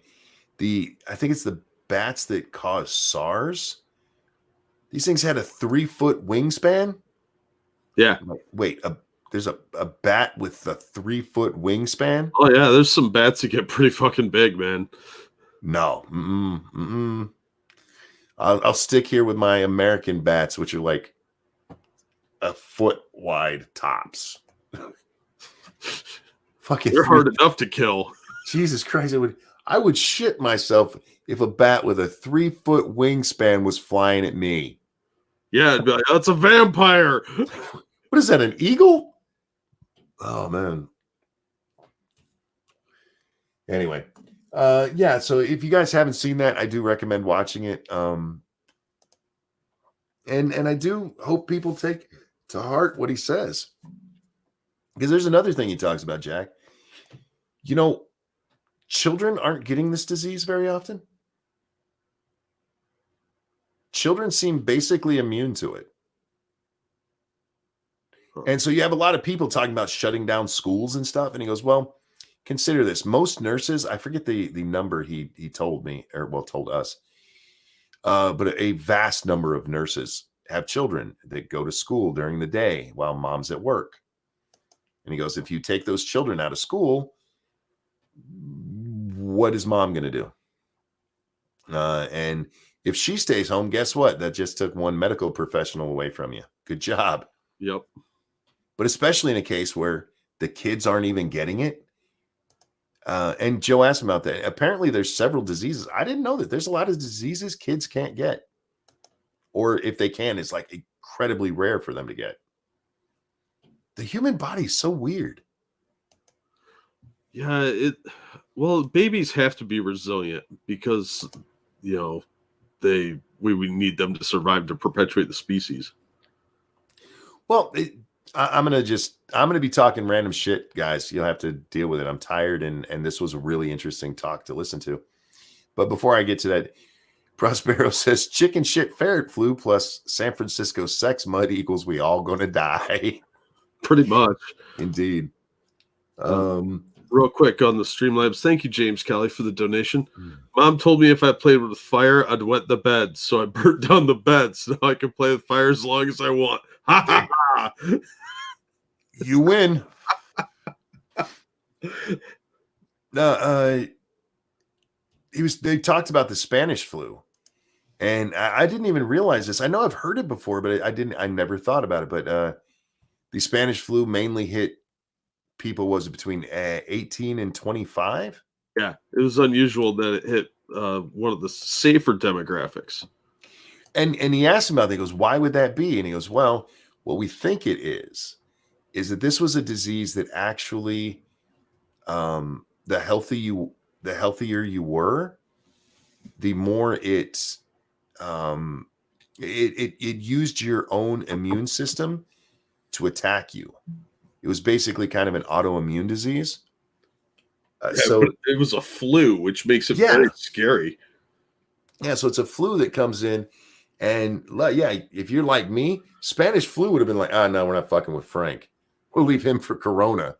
But yeah, if you're young and healthy, see, if Americans were as fat as we are now back in 1918, there would have been a lot less death.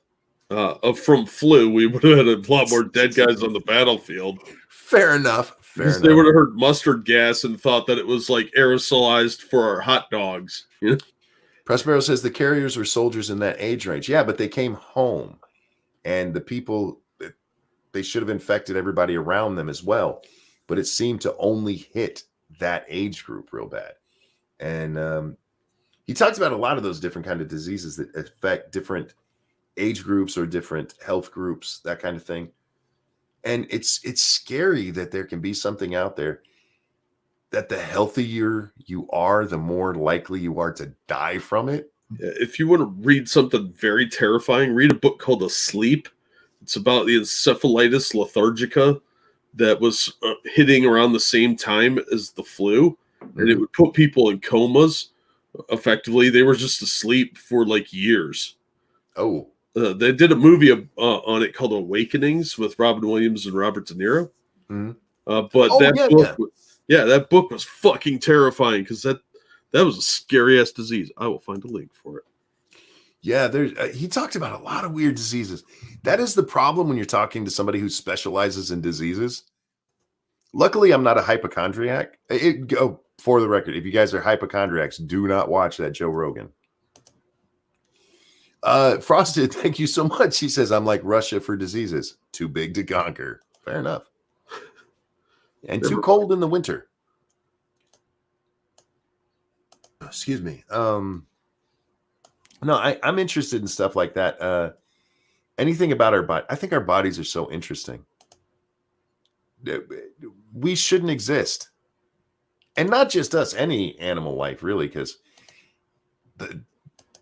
the things an engineer could never build the human body.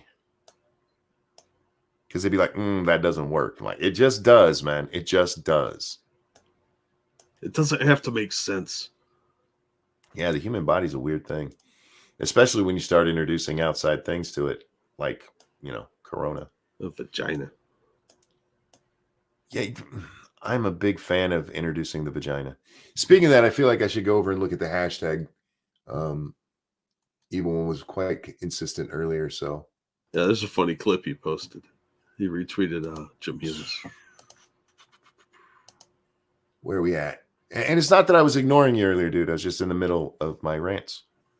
And I know when I come over here, I'm going to get distracted. Damn, those are some pretty women you got up there, too. You said he posted a funny clip. I don't see a clip. Did you look under the... Oh, it's under the hashtag. I know Jim Helis posted it originally. And he retweeted. The one is it the one from 6 hours ago? I don't know. Let me open my Twitter. Oh God, is it the blue-haired chick with the Coke? Yes. Oh, okay. Have you seen it? Yeah, I see it. Yeah, I don't see it from Evil One anywhere, but yeah, I see the one from Jim Helis. We can show this to the audience because it's wholesome, you guys.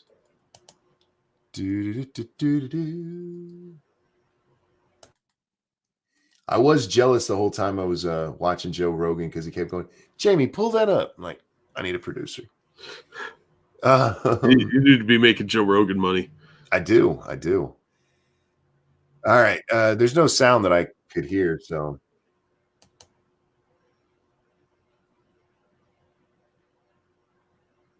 Look at that trooper. It's not very often somebody takes a blast to the face like that and still holds on. She's gonna drown herself. All right. I bet she practices a lot. Why in the hell would you even be trying that? I wonder if I can throw a Mento into a Coke bottle from a foot away next to my couch. Well, she has very good aim. We don't know that's her couch. She might be at a friend's house. You know what? Yeah, if it's not at your house, okay, maybe that makes it a little bit different. I mean, that's not a good friend, but still, it's not your house. So get after it, girly. Thought training. Yeah, you're right. Yeah. Brian made an interesting point a minute ago in the chat. He was talking about how maybe the kids don't get sick, but can they be carriers to give it to their parents?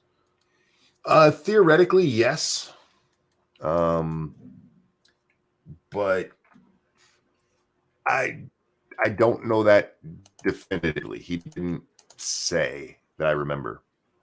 Yeah. And Richo said, thoughts on the human race was advanced by something not of this planet. What was that? Thoughts on whether or not we had developmental influence by outside forces away from the planet. Let's see.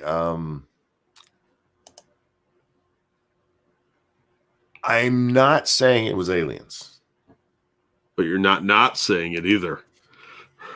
But I wouldn't be surprised. I wouldn't either. It makes a certain amount of sense. I mean, we've been incredibly lucky to develop and last as long as we have. So we have all sorts of cool abilities like the opposable thumb.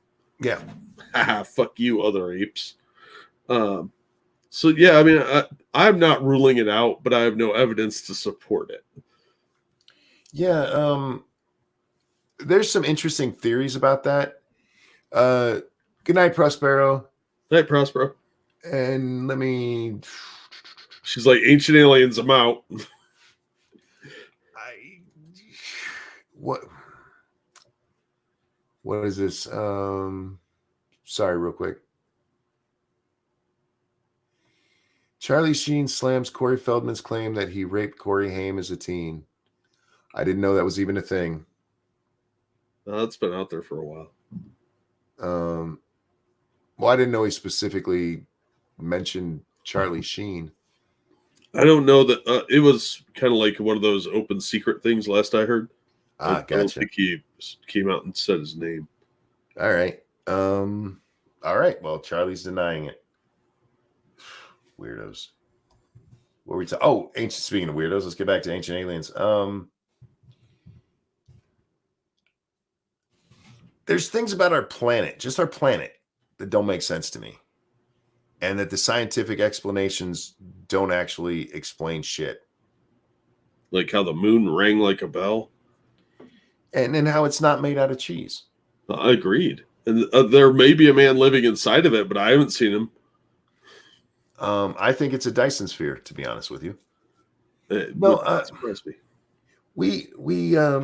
I saw an argument the other day about whether or not aliens could have visited Earth.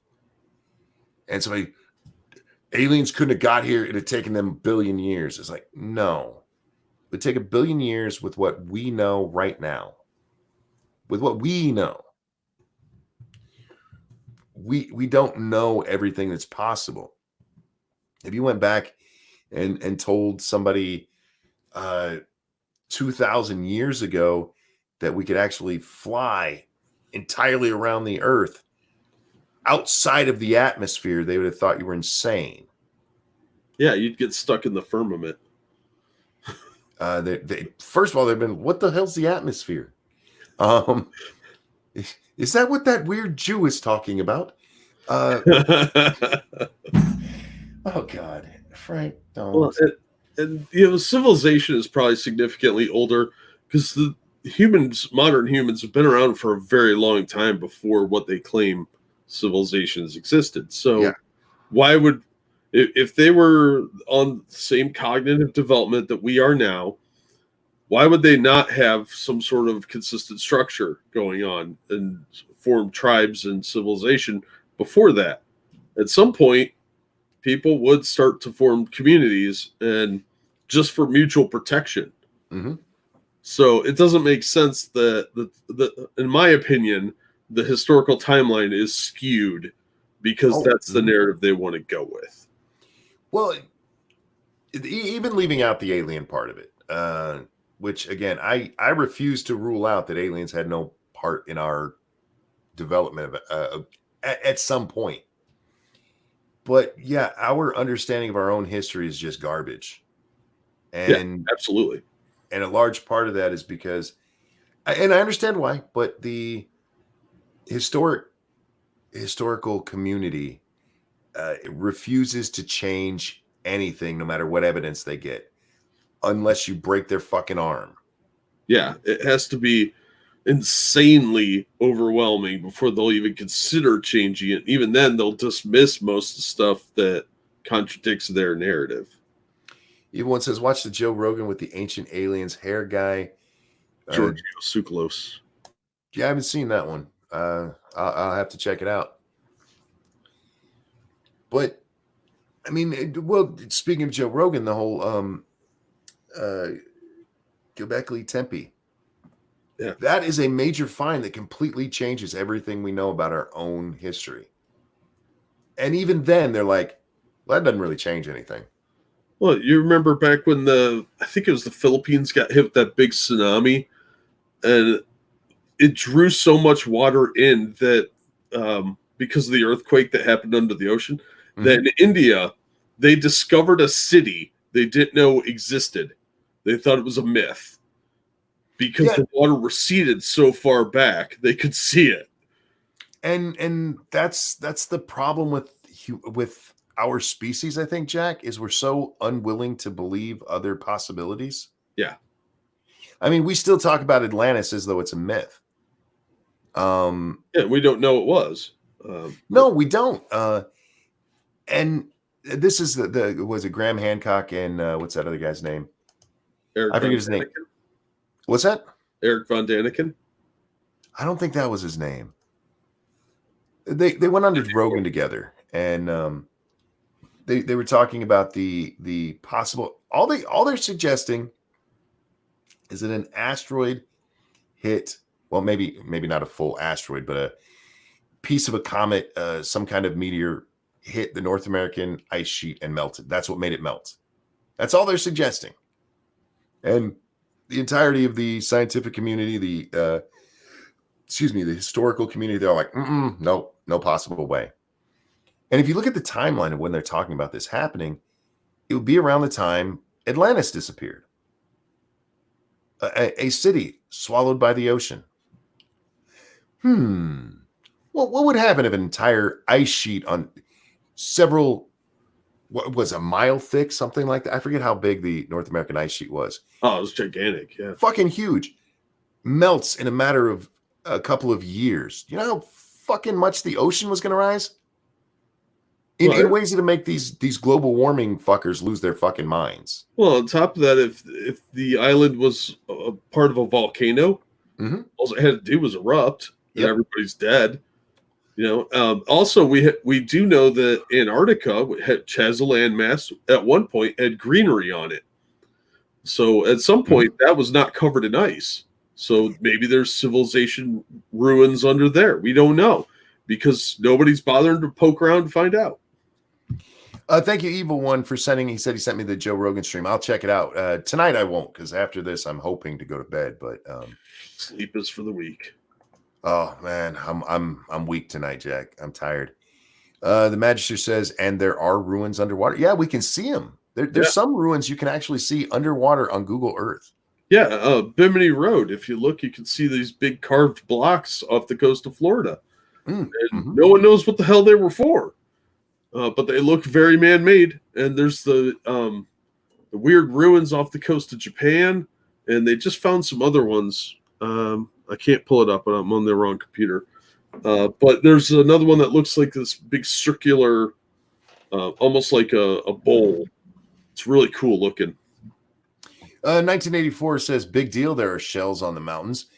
Yeah, we have a weird planet. And what we're getting at here, 1984, is that we just don't know. And it's a good idea to keep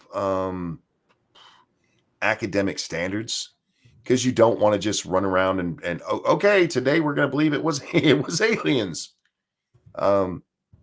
But at some point you have to be willing to go, all right, yeah, we're probably wrong, at least in what we think. Probably wrong in what we think. And there's nothing wrong with saying that. The Sphinx is probably the greatest example of this. The erosion around the Sphinx is clearly water erosion. Clearly. Yeah. And that's not just me saying it. Oh, you're a geologist? No. One, I've seen water erosion. And two, geologists looking at this are going, yeah, there's fucking water erosion. Yeah, well, the Sphinx is older than the pyramids. And see, but there's a fight over it. There's a fight over it because the Sphinx was, what the hell's that guy's name? Noir Z's or something like that. I forget the pharaoh who supposedly had it made. Oh, Ramses II is usually the one. Yeah. And they're like, no, it was built in his time. And they're like, no, this is much older than that. And if you look at the Sphinx, the head is quite clearly not the original head. Yeah. That, or it is the worst carving ever. It was probably a jackal head because the cult of Set existed way before. Yeah. That was an early religion for them. So it was probably a jackal head. Well, the the whole thing about the erosion of the water is that it throws off the timing of when the Sphinx was built. Because they say it's built at the same time as the pyramids. And if that were true, there would have been no amount, there wouldn't have been a long sustained water there to have made that erosion. Yeah. And so for the longest time, they're like, no, that's wind erosion. Like, no, it ain't, bitch. Notice how it's going down and not across. That's water pouring in.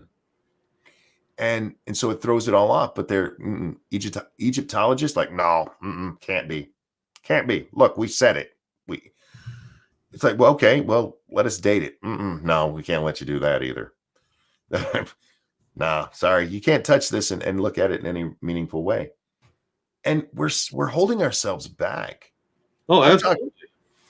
I've talked about this before, Jack. If we had some kind of catastrophe that led to, say, another North American ice sheet, like the one, because the North American ice sheet still exists. It's just way up in Canada right now. Yeah. But if it came all the way back down to where it was, which, if I remember correctly, it was south of the Mason-Dixon. Yeah. And that tall and that big, everything we have right now would just be completely destroyed. You might find some plastic and stuff, but in what, 10,000 years, would it still be there? Probably not. If there was, it would be so far buried. Won't matter, because you got to imagine that plants are going to create new soil by decaying and burying everything like usual.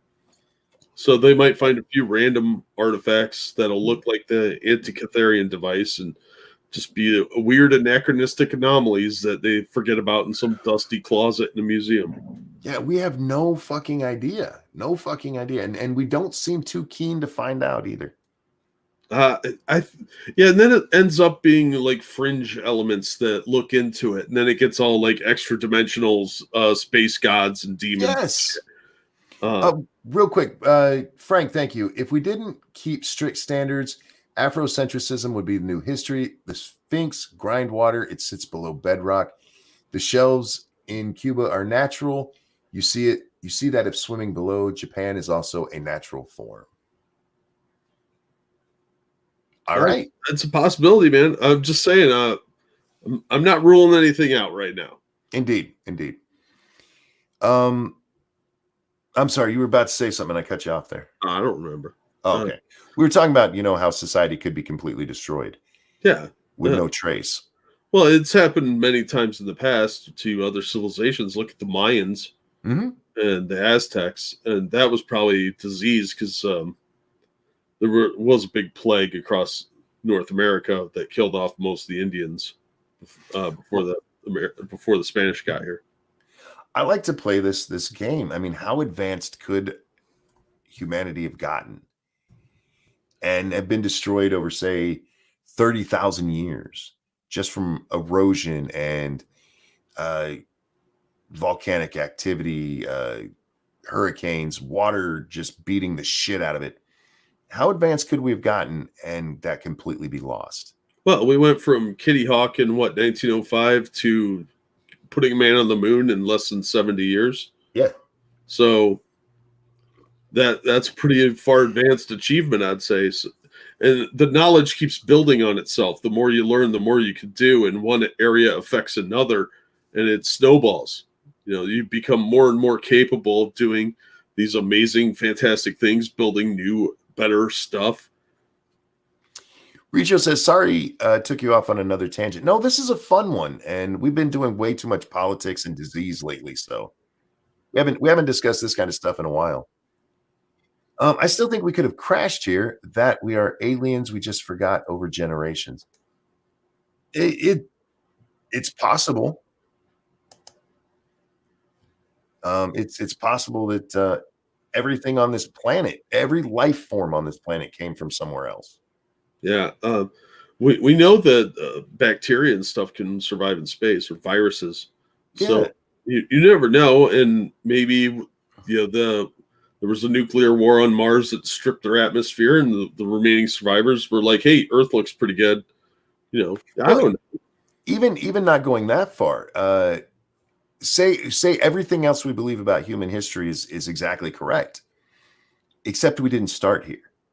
The very first life that formed on Earth actually came here on an asteroid. And from that, everything still took off the same way. Then technically, we're still all aliens. Yeah. Real quick, over on these Streamlabs. And again, that's not, I feel like that's not too far-fetched of a theory, Jack.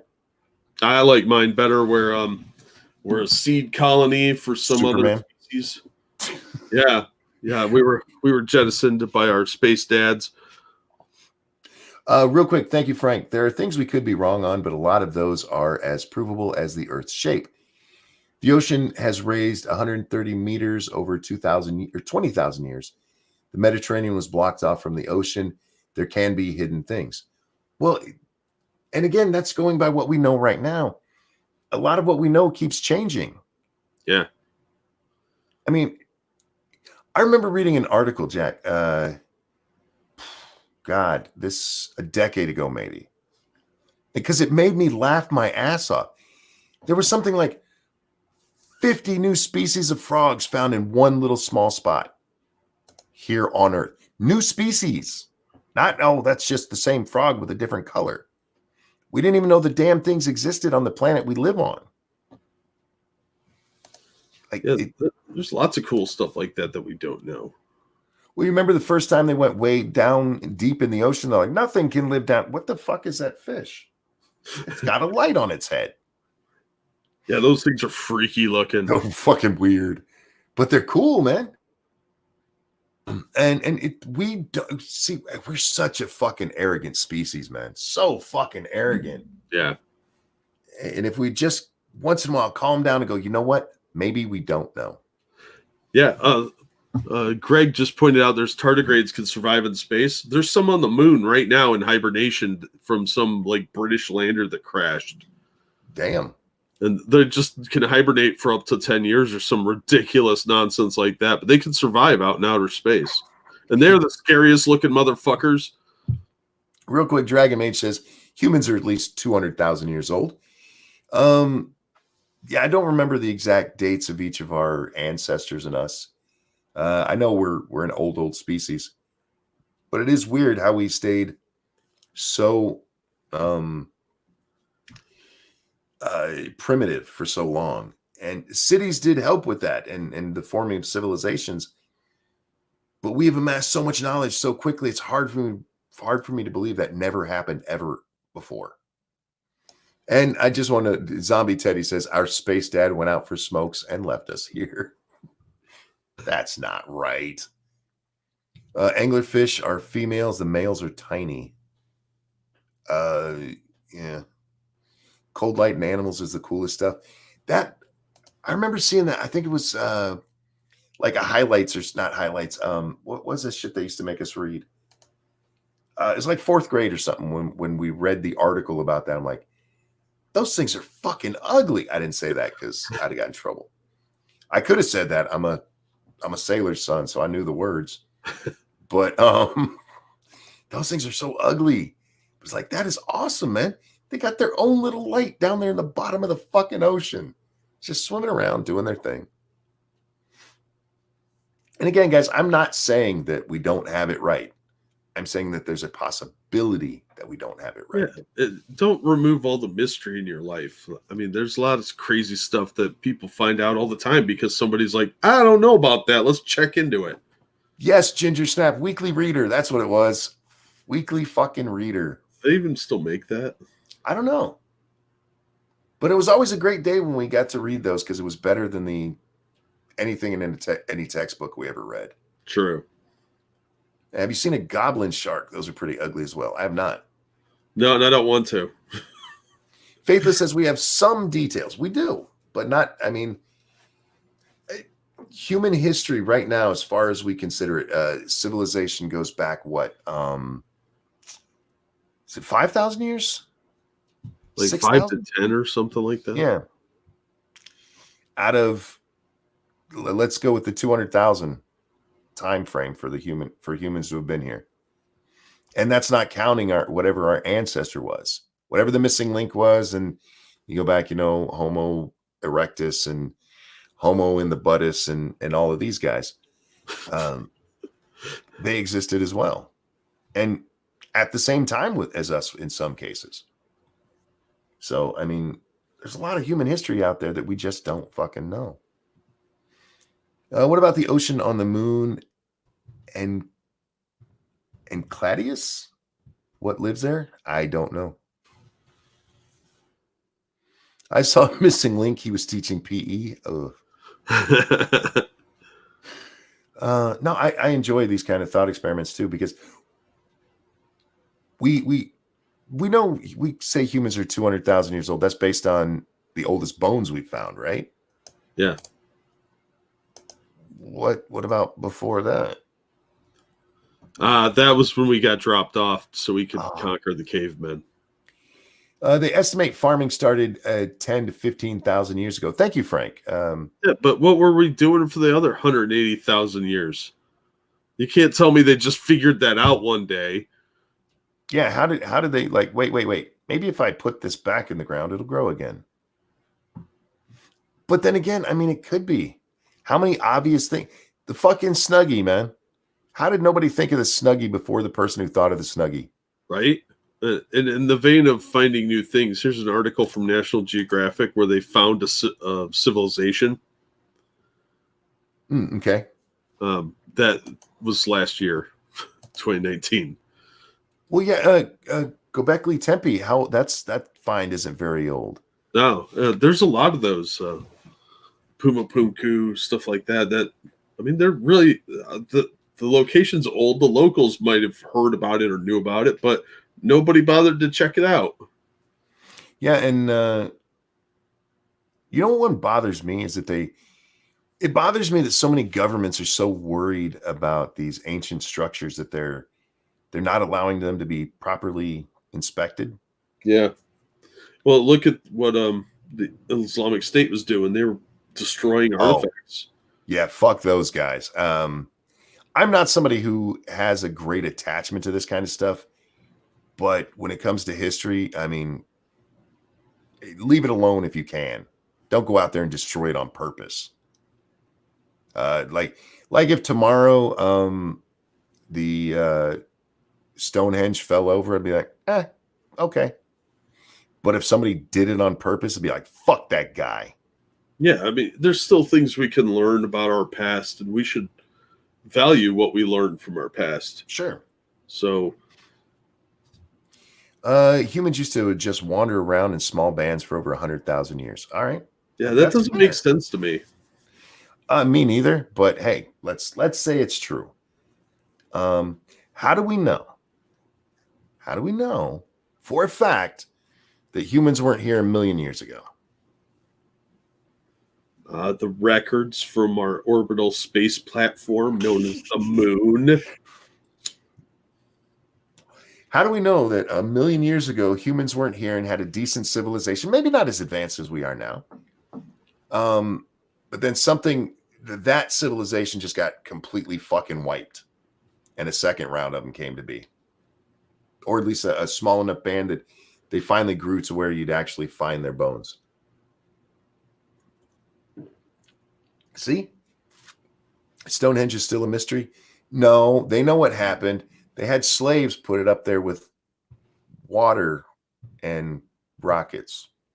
I love when they try to explain the way things were done back then. There's a great experiment that they did because there's a whole lot of us who, look, I'm not saying it was aliens, but I do not believe any of the explanations for how the Great Pyramid of Giza was made. Like, no, they had slaves and then they used water and they pushed it up and they put it into place. There was this experiment where they were trying to prove it could be done, right, Jack? Mm-hmm. And they take this giant fucking square block and they drilled holes through it and put a string in it so they could pull it and went, see, humans can pull these. I'm like, excuse me. You know what's missing on all of those blocks? The fucking hole where they put a fucking string through it. 8 fact. Nah, man, they floated them down the river. God damn it. Yeah, it's only like 2 tons each. Yeah. Totally floated. Oh man. Yeah, I'm sure it's possible, but I don't know about that. Real quick, over on the Streamlabs. Thank you, Cigar Chomping Penguin, for the donation. I was listening on my way home from work, so this is a little late. They probably haven't gone looking for ruins in Antarctica because they read the At the Mountains of Madness one too many times. That's a good reason. James Colley says, Ranting Monkey just sent you a great movie quote that explains a lot about the current conversation.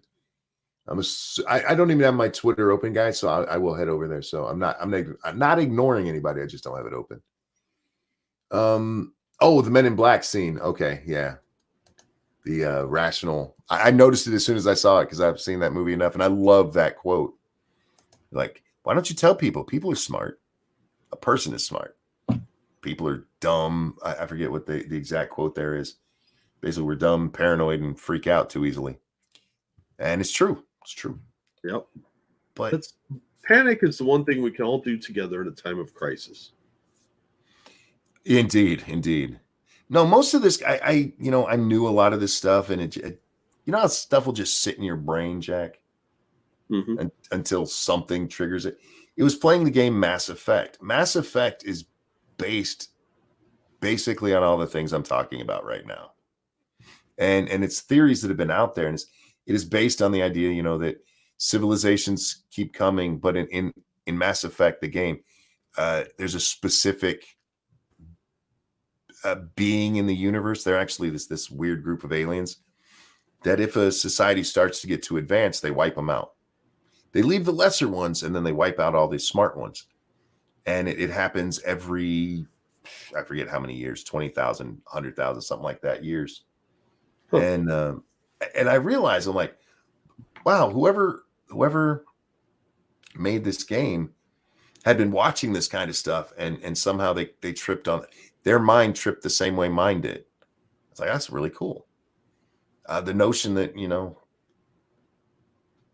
well, nobody likes competition. Maybe we're not the first smart people that have been on the planet. No, everybody knows it was the Altrusians. Did you ever watch Land of the Lost? The Slee Stacks were here first. No, I never watched Land of the Lost. I was never interested in it. Oh.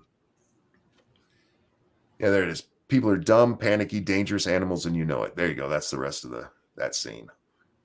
It's a great scene in Men in Black, and it's actually true. Can you imagine if they found out aliens were visiting us and the public got wind of it? Oh, it'd be mass panic because there would be really no more toilet paper wouldn't be on the shelf, Jack. Yeah. Yeah, that probably was before his time, Eagle. But it shatters worldviews, and society isn't ready for that. Yeah, you're not wrong. I just like that he before my time. We discovered for fact the other day you're a year older than me. Well, I know I was real young when that show was on, and I watched it in repeats. No, my dad liked it. It's just one that I was never interested in. So I know about the show and I know what it is. I just never watched any of it. Sid and Marty Krofft were hilariously on a lot of drugs and came up with great ideas. Oh man, what is that? If we found out aliens were here, they would leave before they were raped. Aliens can't show their faces because there'd be too many rednecks going, hashtag me too. Yeah. Yes. Alien me too. Me. Oh man. Ouch. I have a weird pain. I'm sorry. Oh, God damn it. If you had to guess, Jack, you had to put money on it. Aliens ever been here? Yes or no? I'd say yes. You see, me too. I would. There's just some things that I can't explain, and I haven't heard a good explanation from humans for it. The Great Pyramid, for example. Nothing you're going to tell me so far is nope. Well, my problem with the whole oppositional argument is always it would take them too long. Well, that's based on our technology and level of understanding of science and physics. Yep. It doesn't take into consideration that they may have functioned in a completely different way. and they may be so far advanced because, I mean, like I said, look how far we've come in 100 years from just the Wright brothers to now on science and technology. They didn't have antibiotics when they did their flight, much less anything beyond a dirigible. Mm-hmm. So if these aliens were 200 years more advanced than us, think of the technology they could have. It would look like total magic to us. Defloke says we're just one big alien experiment. I like this South Park model where they just in the rest of the galaxies, the rest of the universe, there's a planet of humans and there's a planet of deer and there's a planet of, there's not all of us on one fucking planet. P-Dog Knight, thank you. I've always wondered how different people all over the world got the same idea to build pyramids. That is one of the things that comes up in these kind of conversations is that to be fair, it is an easy geometrical shape to build.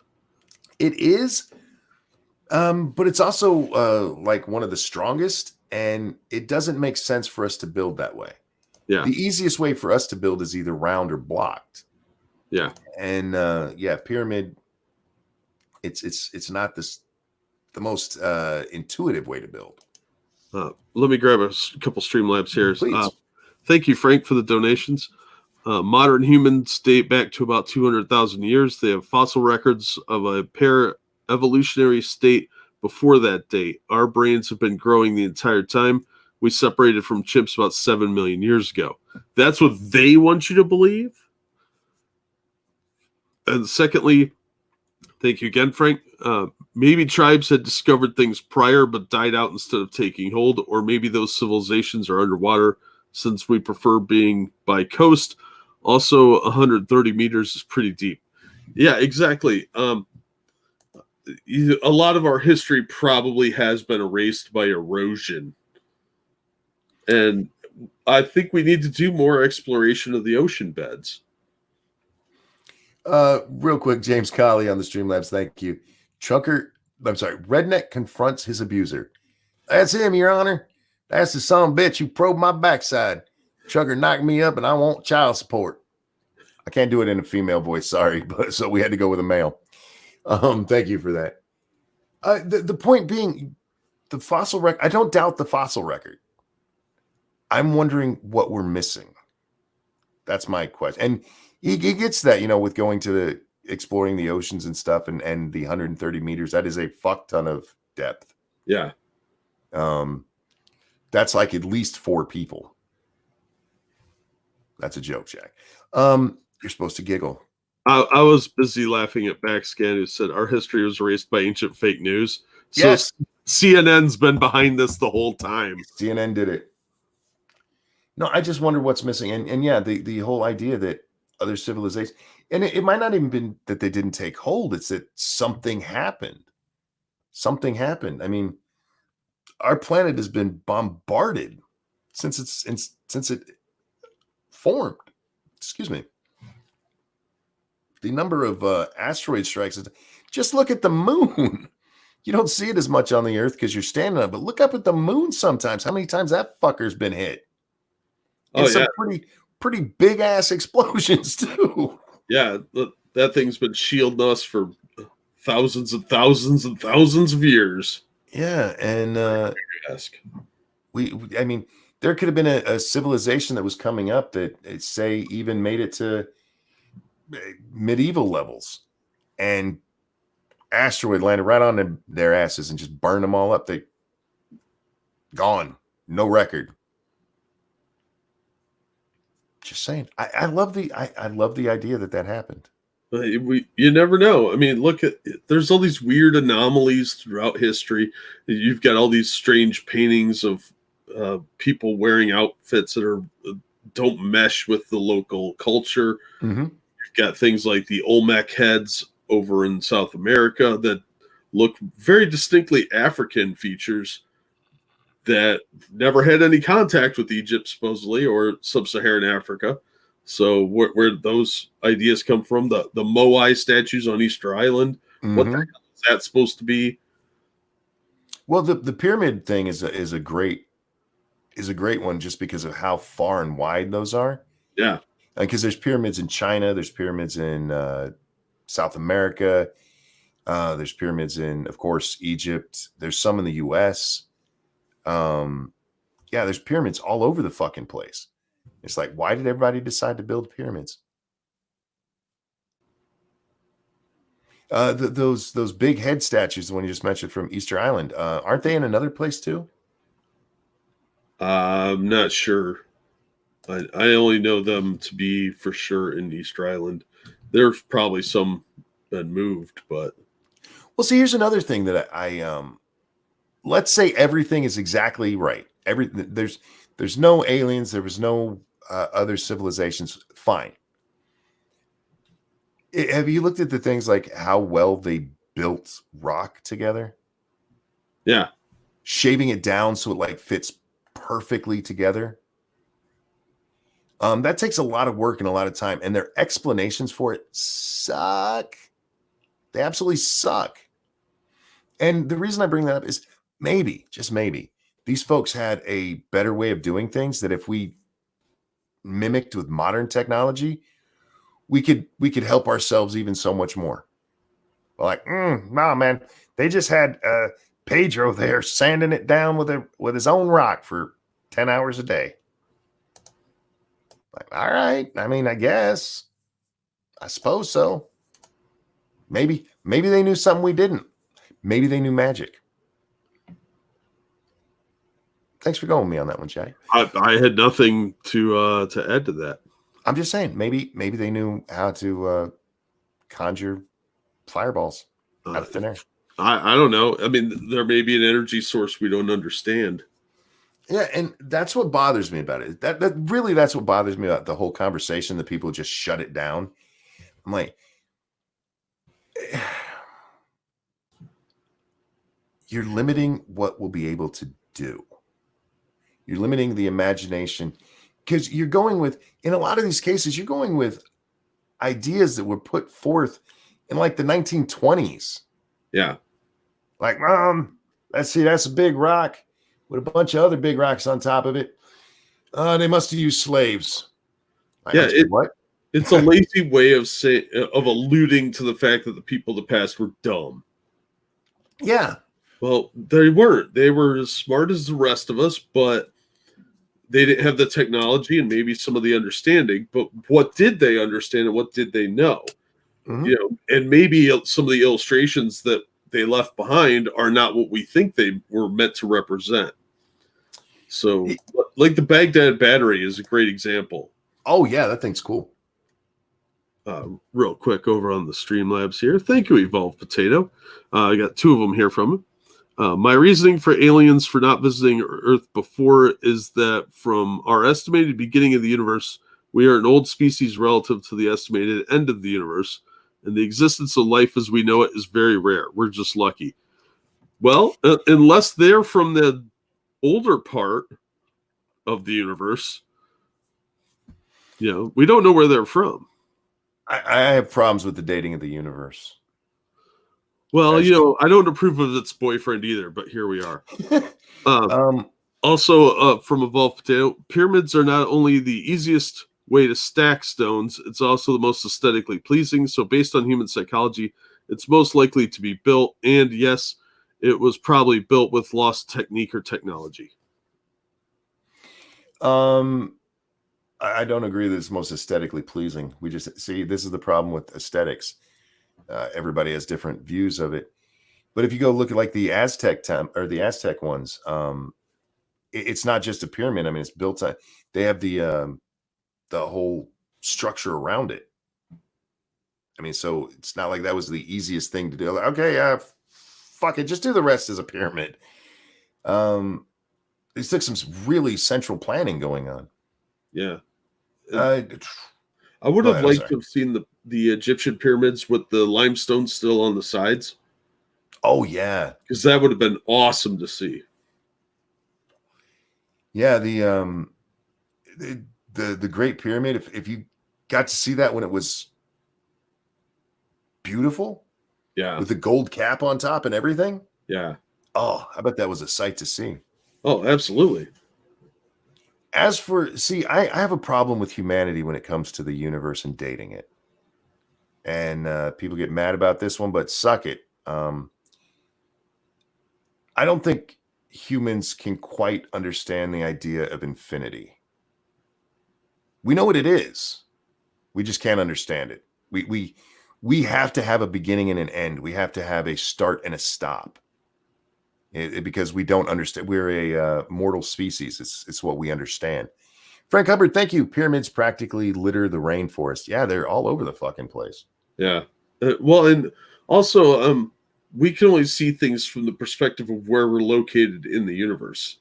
Until we get out there and really can see more of the universe itself, we really only have a grasp of a small portion of it, I think. Well, we have this idea of, like, the Big Bang started it all. Did it? That's a guess from a retard in a fucking chair. For all we know, and what's probably far more likely, is that it was just always there. It makes literally no sense that there's just this.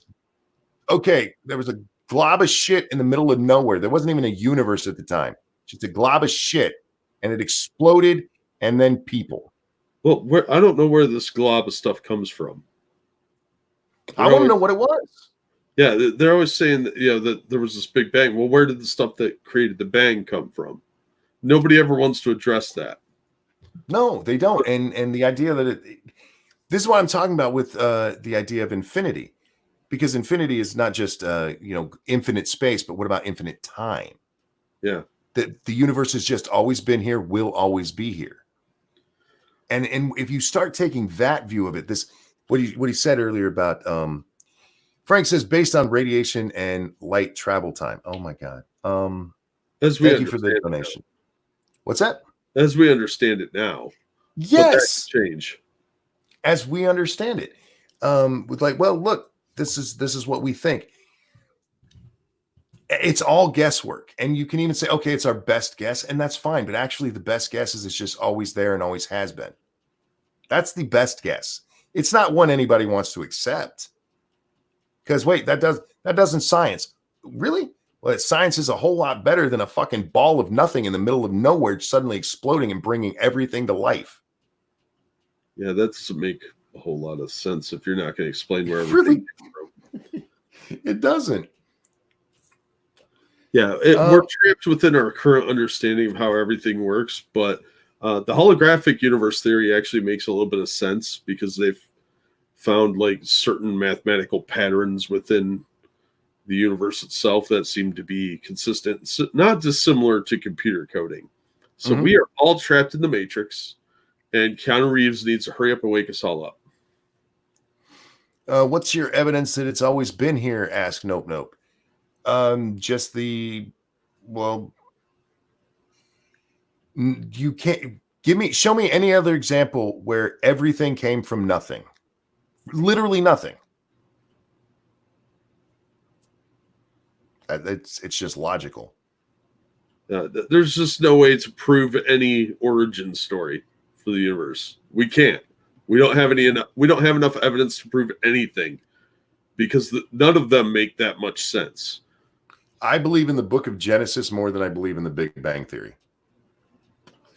Because the thought of a God making it happen makes more sense than just one day it all blew up and here we is. And yeah, I know I'm sorry I'm being condescending to the scientific community out there. But it makes more sense to me that the universe has always been. Yeah, I mean, God could be a computer programmer for all we know. It could be aliens, whatever, but we don't know how any of it was formed. And the Big Bang Theory assumes there was something there before it exploded because it had to be there, but nobody wants to tell you where it came from. And let's say that is true. Well, then the universe still had to exist, right? It was sitting in the universe. The universe is. That's what I mean. It's infinite, both in time and space. I'm supposed to remind you to take your meds if you haven't already. I will take them as soon as I go to bed here in just a few minutes. Because it's about that time here, Jack. I heard Lady Monkey get thought experiment. I see. I like these kind of conversations. I like where you just, let your mind wander and talk about things that you don't hear people talk about just for fun. It's got to be a scientific discussion. Okay, those are fine too, but where's the imagination? We need more imagination in our lives, Jack. And that's what I'm going to end on tonight. Have more imagination, people. More imagination and less cigarettes, because if you don't stop smoking, Corona's going to kill you. Oh, Vanilla Bear said that Alex is getting his results today from the doctor. Oh, cool, sweetie. Let me know what they say, if you don't mind. If he doesn't mind sharing it with me, and I won't say anything unless is she here or did somebody tell us that? She's in the chat. Okay. Yeah, and it doesn't leave my lips if you guys tell me so. Yeah, I hope everything works out. We're not my place to share. Oh dear God. James Colley, thank you so much. Who says the bang comes from the xenomorph semen? Look at all the bitching. Look at all the bitching, screaming women. That is evolution. All right, there we go. There's our answer. Oh, over on the Streamlabs. Thank you, Frank. Say it's still expanding and can see bruising on the edges of the universe, signaling there's more. There's also a theory that it expands and collapses repeatedly. That one, okay, but it still doesn't say where it came from originally. I think we're talking about the rubber band theory. Go ahead. I'm sorry. Yeah, I think we're an atom of a cell of a larger creature. Their universe was born with it. But if we're expanding and contracting all the time, it still had to come from somewhere originally. See, and this is what I was talking about with my one comment there. The universe I believe in, the infinite universe, there's no edge. Because what's at the edge? What makes that the edge? And in his answer there, that he gives an edge. If we're a cell in a larger creature, sure, there would be an edge. I believe it's just an infinite universe, goes on forever and always has. With that, guys, thank you so much for coming and hanging out and listening. We've gone all over the place tonight. We did some politics, we did some "you're gonna die," and then we went into some fun stuff. So I hope you enjoyed it, and I appreciate y'all hanging out and listening to this crap. How many of y'all stuck around for this stupid shit? 178 people here right now. Jesus Christ. Hey, Alex. Hey. Bye, Alex. Hey, Bear. How you doing, my friend? Evolved Potato, thank you. You're qualifying your reasoning. Oh, hang on. That's going to pop off my screen, so I got to go over to the other screen. Evolved Potato, thank you. You're qualifying your reasoning being logical based on the opposite reasoning being illogical. Both in my opinion, are illogical.